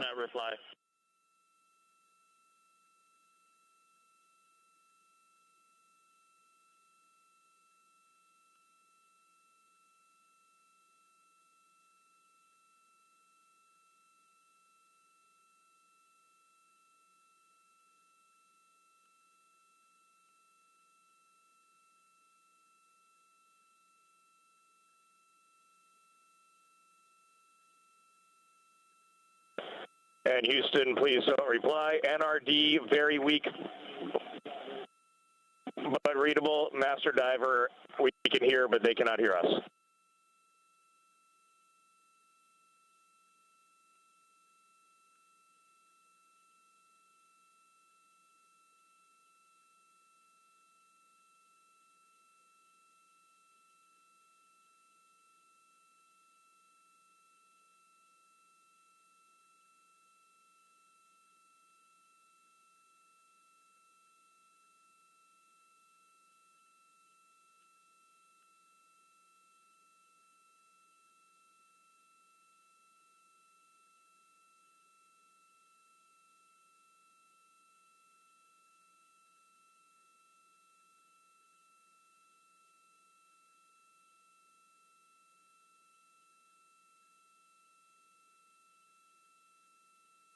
And Houston on OE1, is there any chance to tie us into NRD?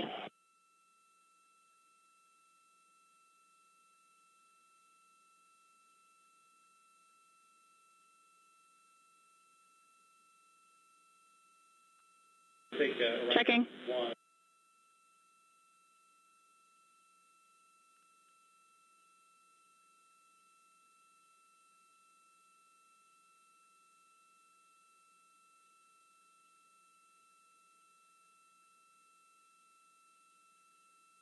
This is Mission Control, Houston. While we stand by for the establishment of communications between Integrity and the recovery team that is basically standing by very close to the spacecraft, we're going to go to the deck of the USS John P. Murtha, where Megan Cruz is standing by with Administrator Jared Isaacman.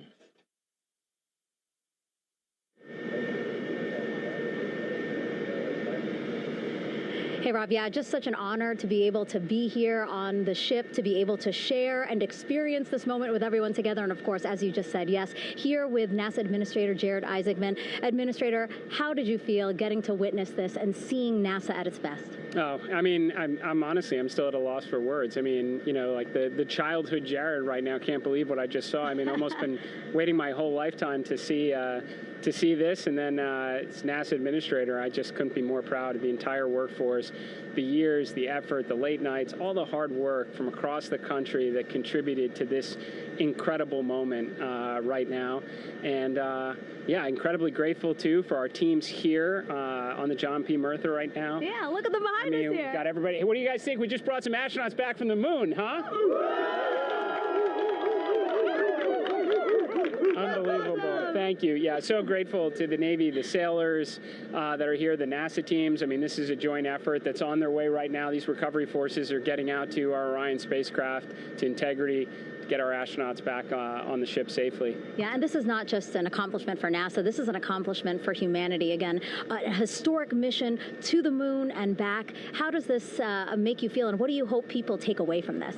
Well, I'll tell you, you know, I think about the crew members that we've all had an opportunity to observe over the last 10 days, right? I mean, they're absolutely professional astronauts. I mean, wonderful communicators, almost poets. But then I think these were the ambassadors from humanity to the stars that we sent out there right now. And I can't imagine a better crew than the Artemis II crew that just completed a perfect mission right now. So, yes, it's a huge moment for everybody, right? I mean, we are back in the business of sending astronauts to the moon, bringing them back safely, and to set up for a series more. I mean, this is not a once-in-a-lifetime, which you hear sometimes around here. It's like, this was a once-in-a-lifetime. No, it's not. This is just the beginning. We are going to get back into doing this with frequency, sending missions to the moon until we land on it in 2028 and start building our base. Yeah, are we going to build on the momentum for Artemis III? I mean, it's just around the corner. Absolutely. So, I mean, that's, you know, part of me too. Like, I can't wait to get the crew off of Integrity right now, but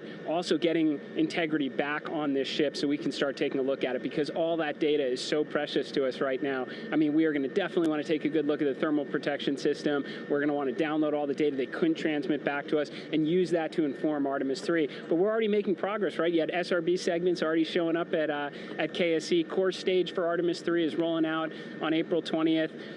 We're getting Mobile Launcher 1 back in vehicle assembly building. So yes, there is a lot to celebrate right now on on a mission well accomplished for Artemis II, and at the same time, we got to start getting ready for 3. Amazing. And last question, you know, for people who joined us for all 10 days to see what we can accomplish together with our international partners, what do you think about the fact that we're going to keep doing this more and more and more?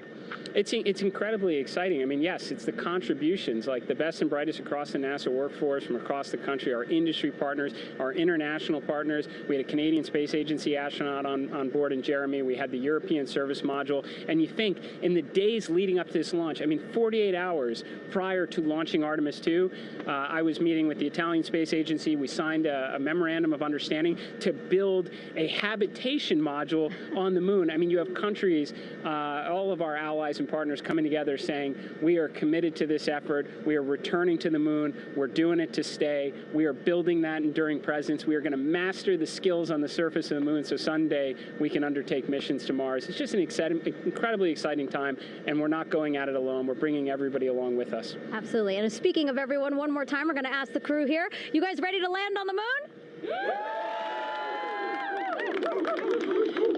Awesome. I love that. Okay, well, thank you so much, Administrator. Appreciate you being here. We're, of course, going to stay on to watch the crew get extracted from Orion, so stay tuned, and we'll see you back here shortly.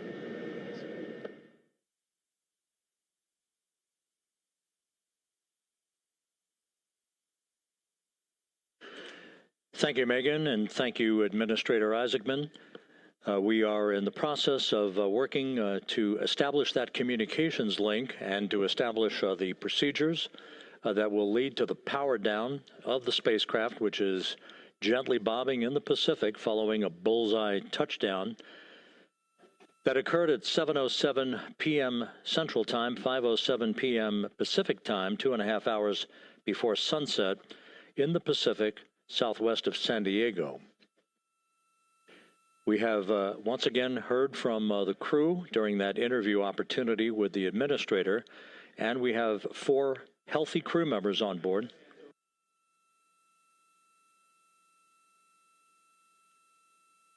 We now have confirmation that the vehicle has been powered down as per the procedures. So we have vehicle powered down, and the flight control team here in Houston, Flight Director Rick Henfling, has handed over mission authority to the Exploration Ground Systems team out in the Pacific. Now, we will physically not get off console with this team until the crew has been extracted into the front porch, that inflatable raft that will be erected along the side hatch of Integrity. So we're standing by for that in the next step in the recovery procedures. But everything is in great shape, and we have 4 healthy crew members on board the vehicle.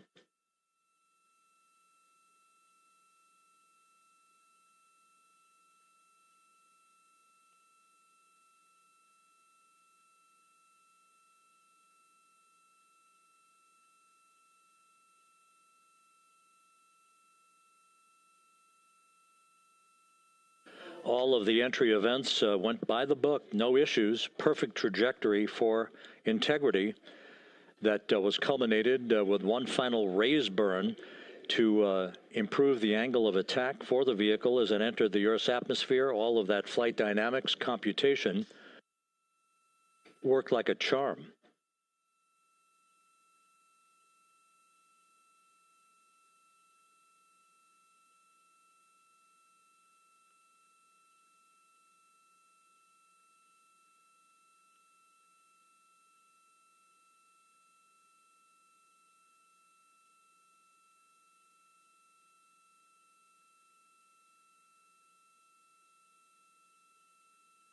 So we are standing by for the recovery team to approach Integrity and begin the process of erecting that inflatable raft called the front porch, which will see the crew members be extracted from the hatch of Orion into that inflatable raft before they're hoisted aboard 2 Navy helicopters in a variety of different configurations. Each crew member will be hoisted in sequential fashion, in alternating fashion, 2 crew members for each helicopter before they turn around to head back to the John P. Murtha. Once on the deck of the ship, they'll be brought into medical bay for comprehensive medical exams. But Reed Wiseman has reported several times that the crew is in excellent shape.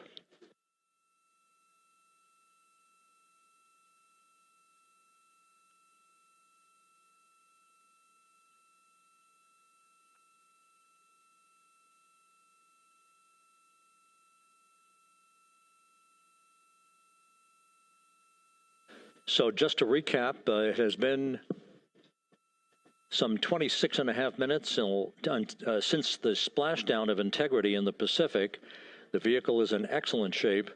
It performed like a champ all the way down through the Earth's atmosphere. All of the vehicle functions were checked off in excellent trip hammer fashion. The parachutes all deployed as planned. Splashdown occurring at 7:07 p.m. Central Time, 5:07 p.m. Pacific Time.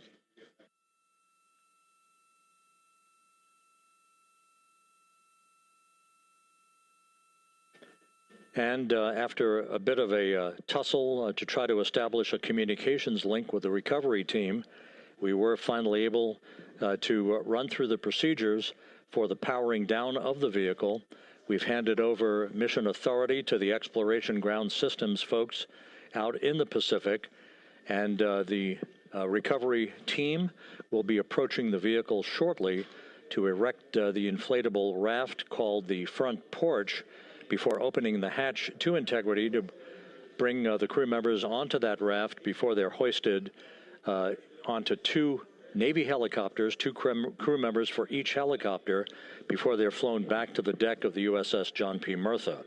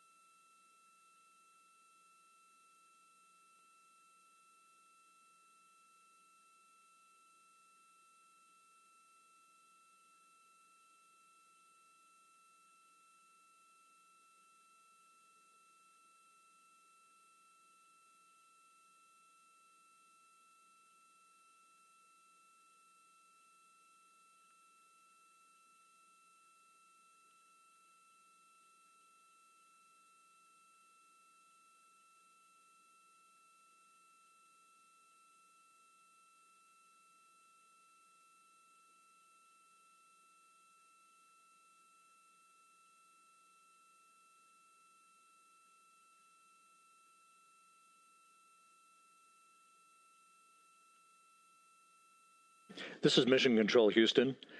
After talking to the flight dynamics folks, we have a bit of a refinement on the splashdown time for you.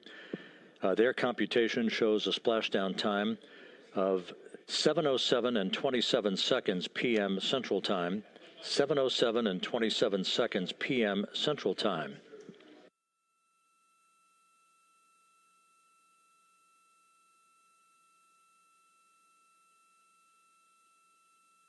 That would equate to a mission elapsed time of 9 days, 1 hour, 32 minutes, and 15 seconds.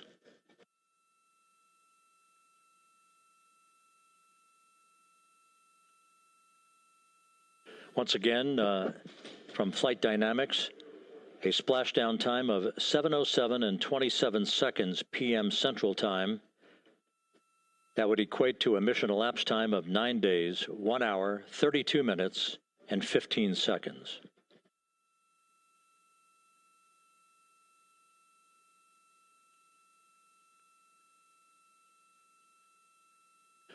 Reports from the Pacific indicate that the recovery team in communications with the crew aboard Integrity, that the crew remains in excellent shape as they await the approach of the team for a final hazard gas evaluation before they move to the side of the vehicle to erect the inflatable life raft called the front porch.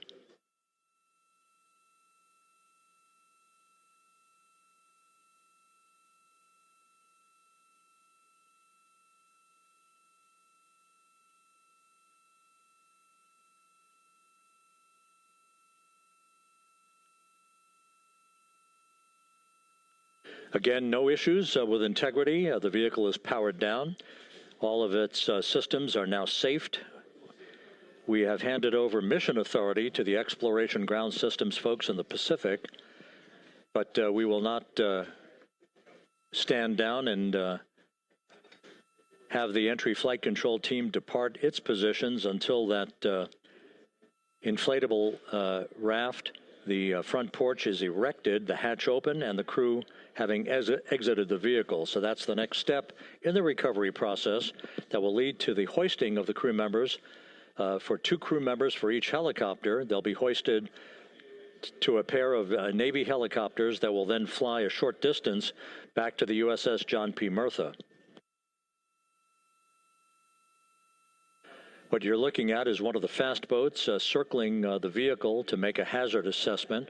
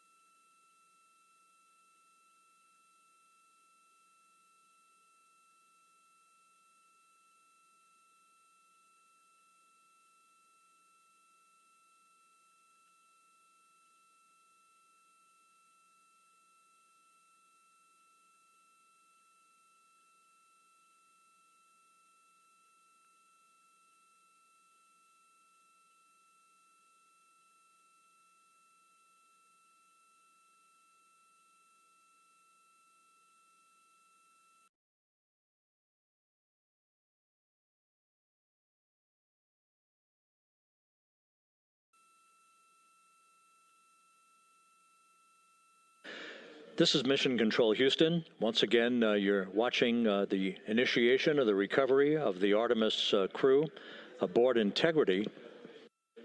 All of the Navy divers and the fast boats are now approaching the spacecraft after conducting a hazard assessment. The vehicle has been powered down. Entry Flight Director Rick Henfling now waiting for the life raft, the front porch, to be erected along the side of the vehicle so that the hatch can be opened and the crew members extracted from Integrity, soon to be hoisted one by one into a pair of Navy helicopters for a short flight back to the deck of the USS John P. Murtha. If you missed it earlier, we talked to Flight Dynamics and received a more official touchdown time or splashdown time, as it were, of 7:07 and 27 seconds p.m. Central Time, 5:07 and 27 seconds p.m. Pacific Time. That would equate to a mission elapsed time of 9 days, 1 hour, 32 minutes, and 15 seconds.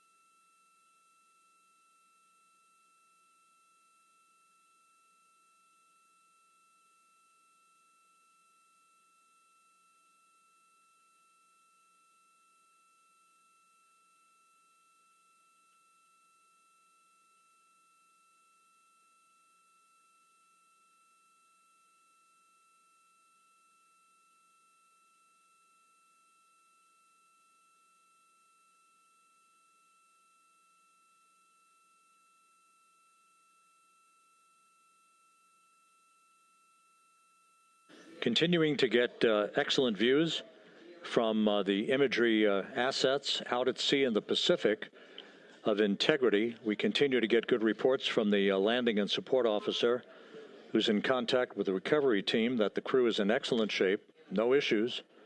They're just currently biding their time, waiting for the front porch to be erected. We have no hazardous hazard gases and no hazardous situation with the vehicle. It performed perfectly all the way down from entry interface to its splashdown in the Pacific at 7:07 and 27 seconds p.m. Central Time. And as you can see, the first phalanx of recovery personnel now pulling up alongside of Integrity.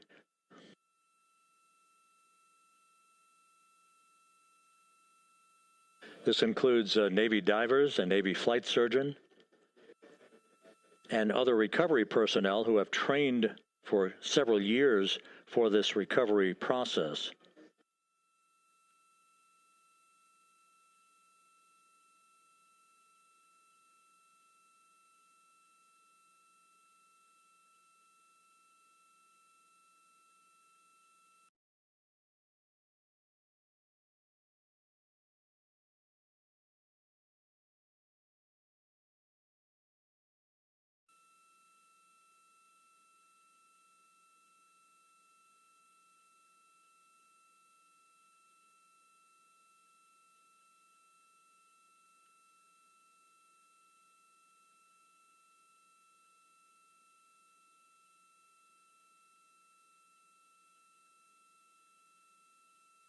At this hour, some 41 minutes following splashdown, the vehicle has been powered down. There's no hazardous gas emanating from the vehicle. That's why the first team of recovery personnel has been able to pull alongside Integrity.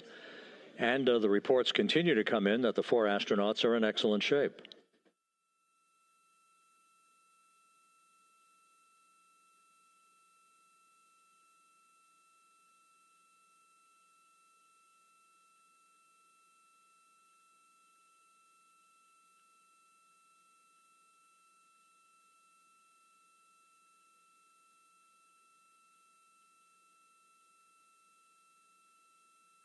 Yes.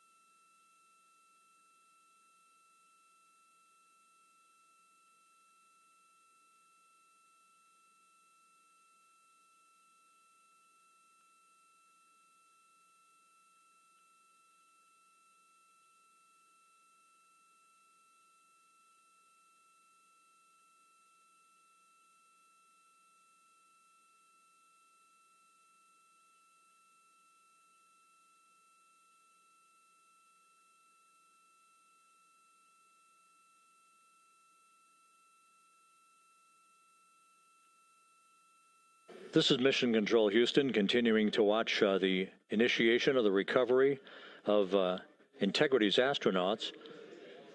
One by one, they'll be brought out of the spacecraft onto a large inflatable raft just a short time from now. In the meantime, we can go back to the USS John P. Murtha, where my colleague Megan Cruz is standing by to provide her situation report. Megan, can you hear us?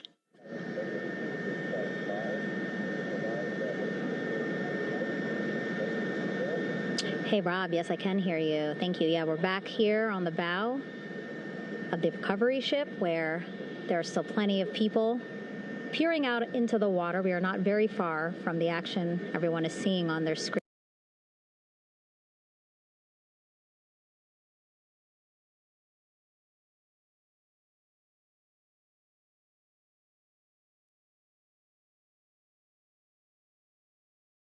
now. The Orion spacecraft, Integrity, in the ocean, surrounded by a number of recovery boats.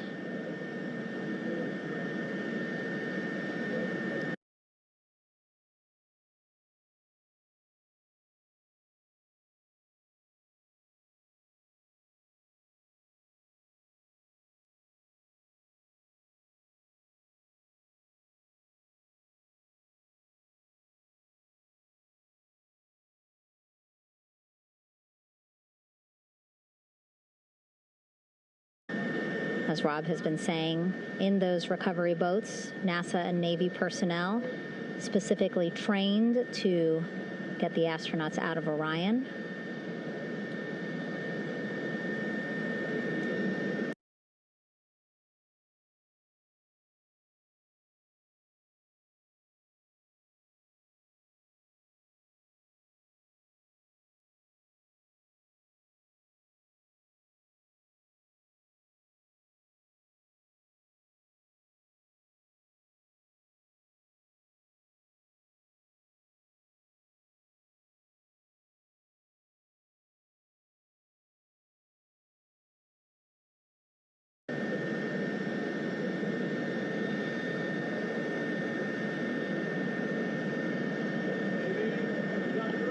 In some of our wide shots, you can probably see that there are 6 boats out in the water.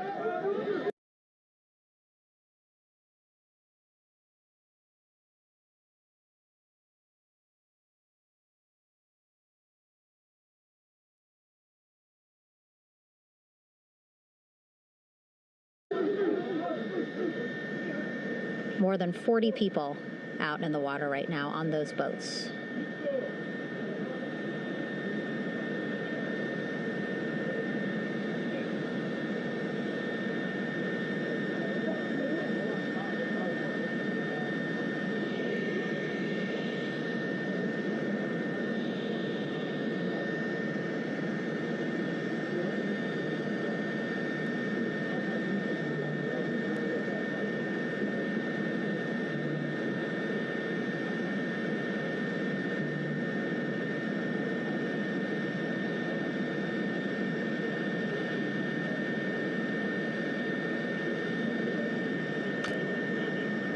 First order of business is to set up the front porch and the stabilization collar. You might also hear it referred to as a stab collar. Basically just to make sure that Orion stays upright, doesn't sway in the water too much, again, to make it easier for recovery forces to get the astronauts out.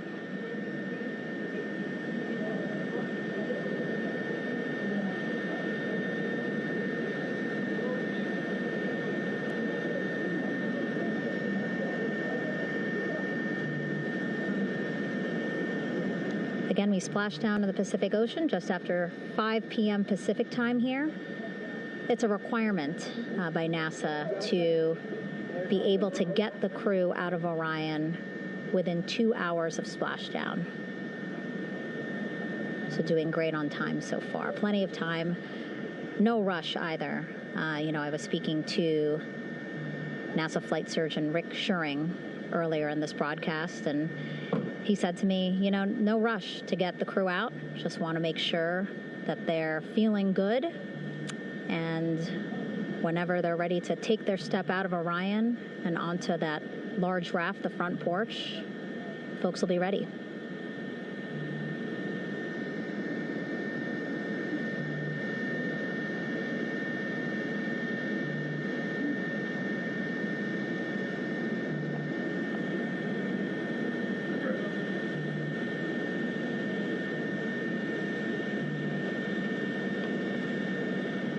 And as there are mission audio loops in Mission Control in Houston, there is a mission audio loop here on the ship, and it was just reported out that the side hatch is open. Side hatch of integrity is open. You're getting these beautiful shots from our aerial assets. The ship itself, where I'm on, just 3,000 yards away. Again, plenty of people on the boat here, glued to the side closest to where they can see all this action. And again, with just 3,000 yards separating us, great views from the bow here. You can see now that side hatch is open. One of the Navy personnel is about to get inside there.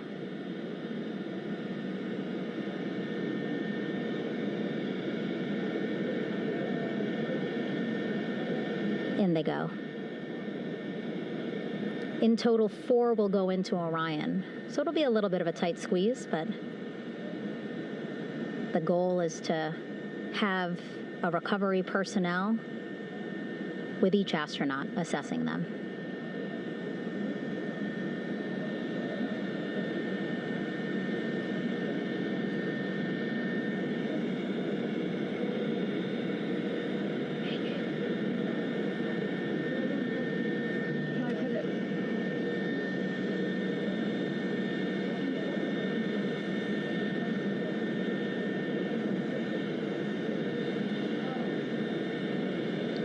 Boats getting closer now.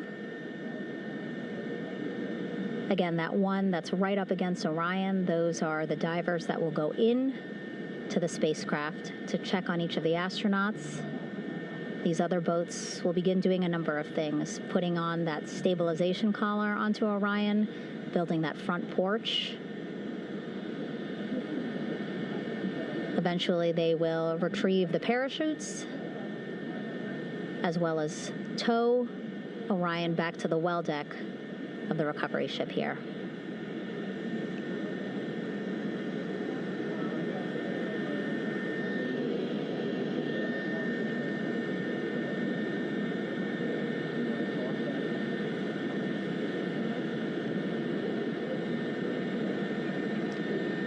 And so as we wait for the Navy and NASA personnel to get their assessment of the crew inside of Orion, why don't we toss it back to Rob for an update? Yeah, thank you, Megan. Here in Mission Control, Flight Director Rick Henfling and the entry team of flight controllers still on duty. The vehicle has been powered down for some time now. There are no hazardous gases emanating from Integrity. That, of course, allowed the recovery personnel to approach the vehicle and then open the hatch to begin the initial medical assessment of the crew, as you just indicated. Now we're standing by for the erection of that inflatable raft, the front porch, alongside of the vehicle that will enable the crew to be extracted one by one onto the raft, have a moment or two to get their land legs back before they're hoisted into two hovering Navy helicopters, 2 crew members for each helicopter, for a short flight back to the deck of the USS John P. Murtha.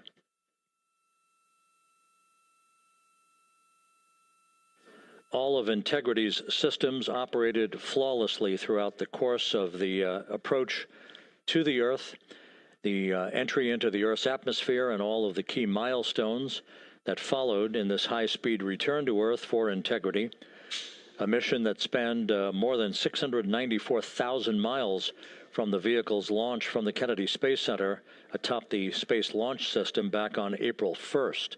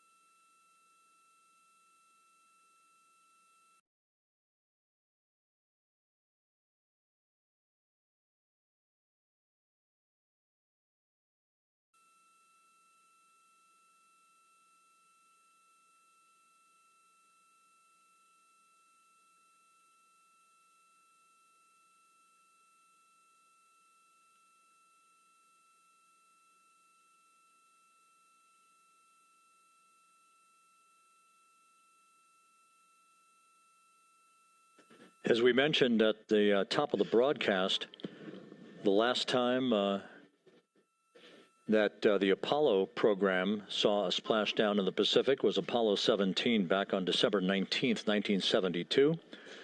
So for the first time in some 53 and a half years, we have reenacted that with the arrival of Integrity's astronauts as they flew around the moon in that historic lunar flyby that began with a trans-lunar injection burn that took them out of Earth orbit following 24 hours of a high Earth orbit trajectory. The high Earth orbit trajectory enabled flight controllers here to have a full 24 hours to evaluate the systems on integrity and the condition of the crew before they would commit to flying to the moon.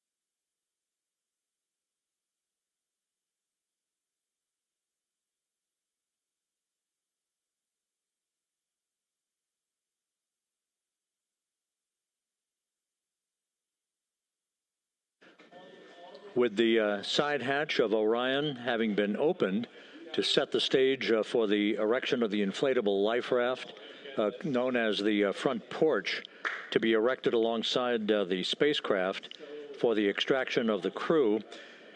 Let's play for you an interview that my colleague Megan Cruz conducted on the USS John P. Murtha with Navy diver First Class David McMahon that explains how this process is unfolding. Okay, Davey, so you and some of your team, one last look over of the stabilization collar, correct? Yes, ma'am. Okay, so what is this stabilization collar? This is what's going to stabilize the capsule out there in the ocean. We don't know how good the weather or the waves will be that day, so this will help prevent any unnecessary occurrences from happening, stabilizing the capsule and the astronauts inside. So basically this is a float that will go around Orion. I'm assuming that what they're doing right now, these are the lines that will attach the collar onto Orion? That is correct.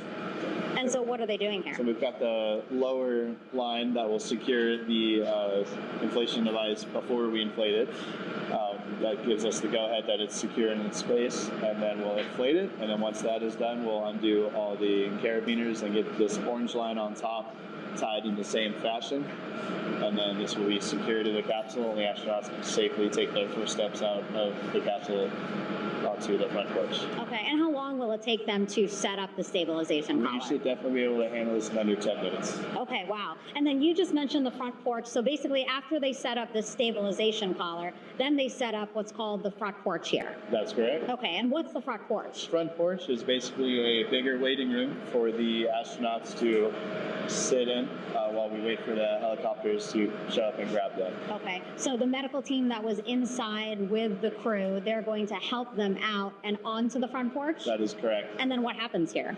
We have hired trained medical personnel also on board the front porch that will give them lookovers and just make sure they're okay while we wait for the helicopters to show up. Okay. How does it feel, I mean, your team, you, to be part of a mission that's returning astronauts from the moon in more than 50 years? We all feel extremely honored to be a part of this, as well as a bigger mission for the Navy and joining up with NASA to do great things. Mm-hmm. And do you feel like you and your team are ready? Yes, very ready. Cool. All right, thank you so much. Thank you.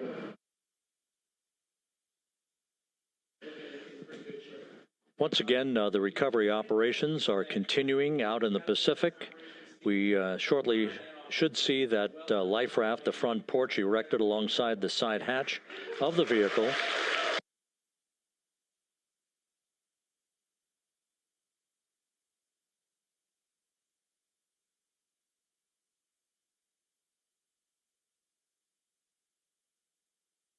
A number of flight controllers have come into the flight control room to receive congratulations from Entry Flight Director Rick Henfling. But we're going to stick with our operations out in the Pacific as we await the extraction of the 4 crew members who are reported to be in excellent condition.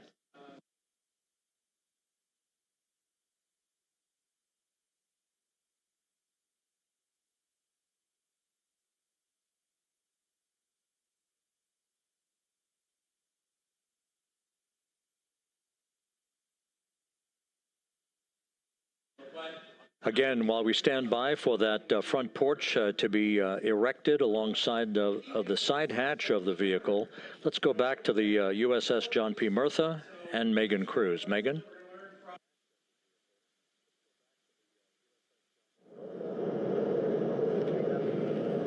Hey, Rob. Pausing now to listen to some internal audio loops. Again, the operations team here on the ship communicating with everyone out on the water. It seems like currents are hindering them a little bit from unfurling and inflating the stabilization collar as well as the front porch. But again, the requirement to get the crew out within 2 hours of splashdown, plenty of time. So no concerns just yet. But as calm as the water looks, yeah, it looks like it's hindering the teams just a tad.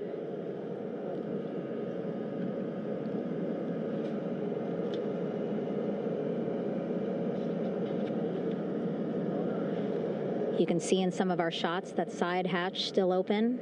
Again, inside there are now 8 people inside.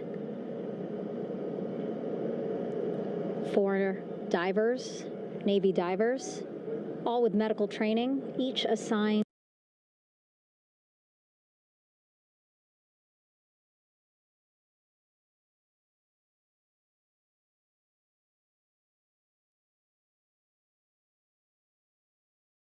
to an astronaut each. Making sure that they're comfortable, feeling good.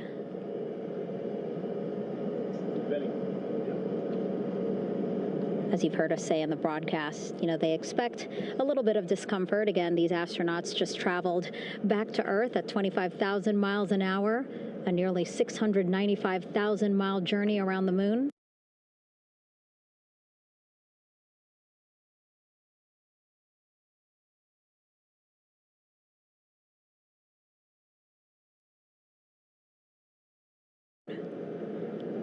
if you think you get car sick.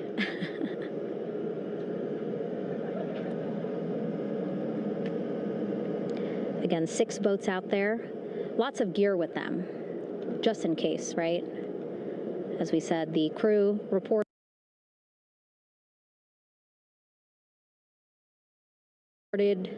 feeling great. But again, all those folks out there in case they weren't, right? NASA is all about making sure we think about every situation that can happen. And so, of course, wanted to be ready in case any of our astronauts needed more medical attention while out there in the water.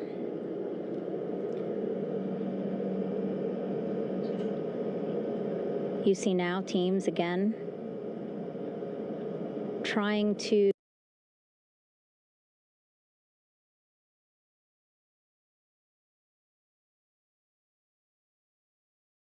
set up the stabilization collar and front porch for the crew to get out of Orion. They need both, right? The stabilization collar will keep Orion from swaying as you see it is doing now.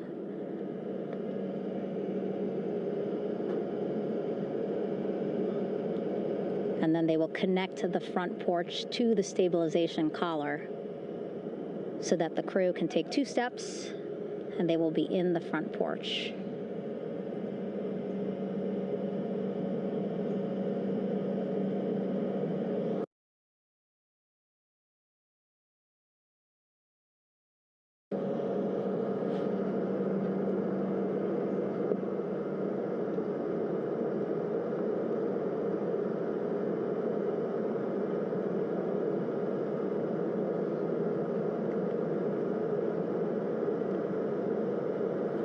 Not a lot of chatter on the mission audio loops. That's a good thing.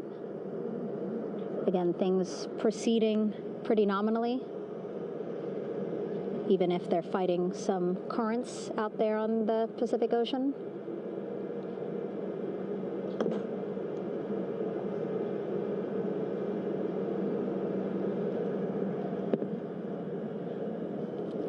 Again, the goal, setting up the stabilization collar and the front porch so that the crew can rest comfortably in the front porch, get placed into harnesses so that 2 helicopters can lift them off the front porch and onto the USS John Murtha here.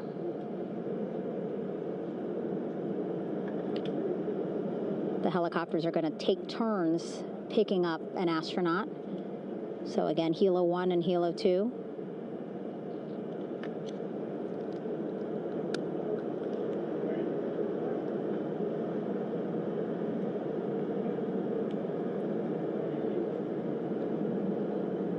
Okay, and the recovery team here on the ship just got a report from the undersea medical officer who is inside the capsule with the crew. He is reporting all 4 members are green. All of our 4 astronauts, Reed, Victor, Christina, Jeremy, green, meaning they are feeling great, not the complexion of their skin. They are feeling great, happy to be home, and ready to be extracted as soon as possible.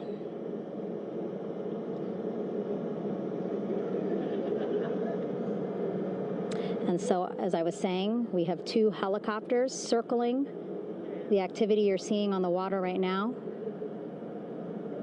Each will take turns picking up an astronaut. So Helo 1 will come on in, hover above the front porch, about 40 feet above the front porch. A Navy recovery specialist will be hoisted down into the front porch. The restricted maneuvering doctrine is in effect. We'll connect to the first astronaut, which we're expecting to be Christina. And then Helo 2 comes around, picks up Jeremy, while Helo 1 stays above head. And then Helo 1 will come back in for another astronaut, and then Helo 2 for the last astronaut, and then back to the flight deck here on the recovery ship.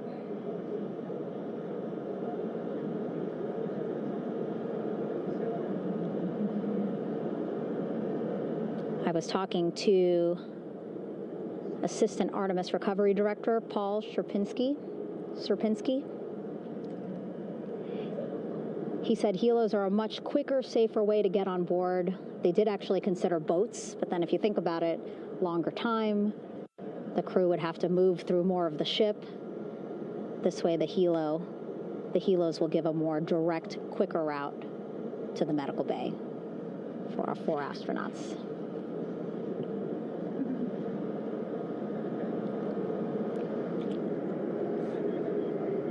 Beautiful shots from our aerial and imagery teams.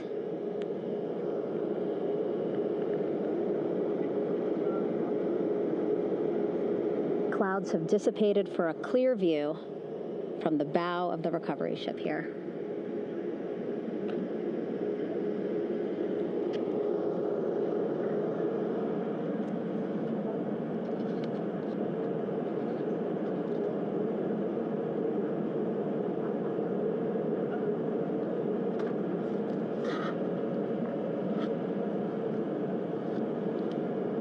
You can still see divers in the water there. Encircling Orion, that is that stabilization collar we've been telling you about. As you saw in that interview just a few minutes ago, they have to first connect it to Orion.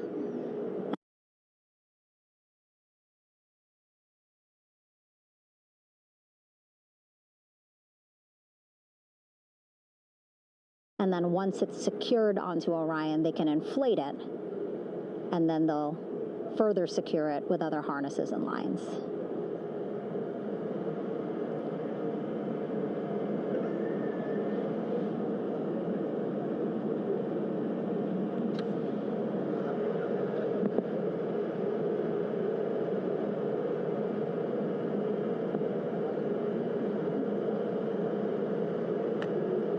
About an hour and 10 minutes since splashdown in the Pacific Ocean here.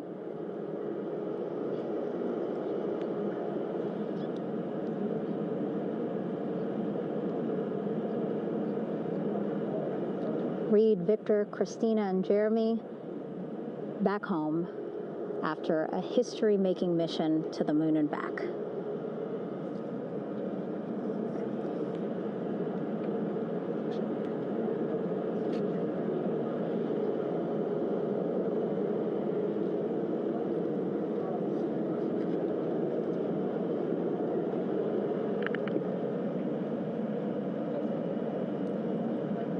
If you missed what we said just a couple of minutes ago, the undersea medical officer inside with the crew in Orion reporting all 4 crew members feeling great.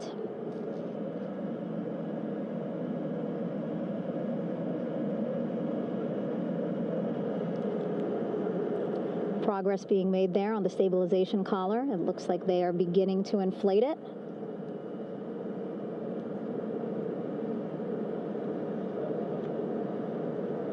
And it looks like they're starting to unfold the front porch in order to get that into the water here shortly and inflate that as well.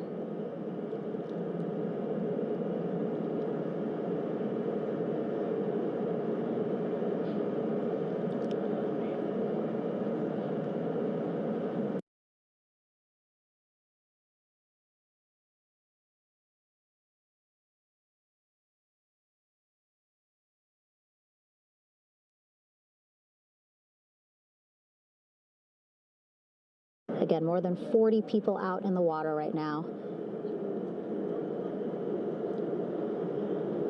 And those Navy and NASA personnel have been in the water for now about 4 hours.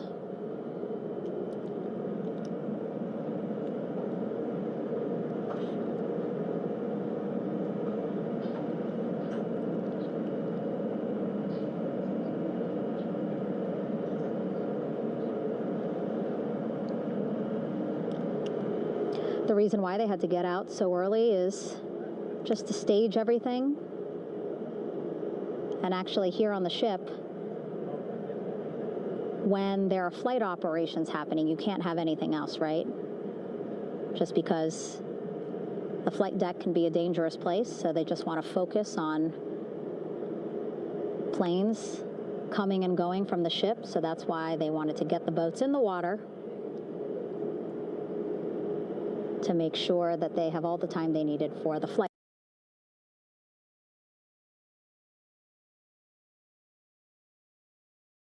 ops. And then the same crew here out in the water, they will stay out in the water for a number of hours after we recover the crew and get them back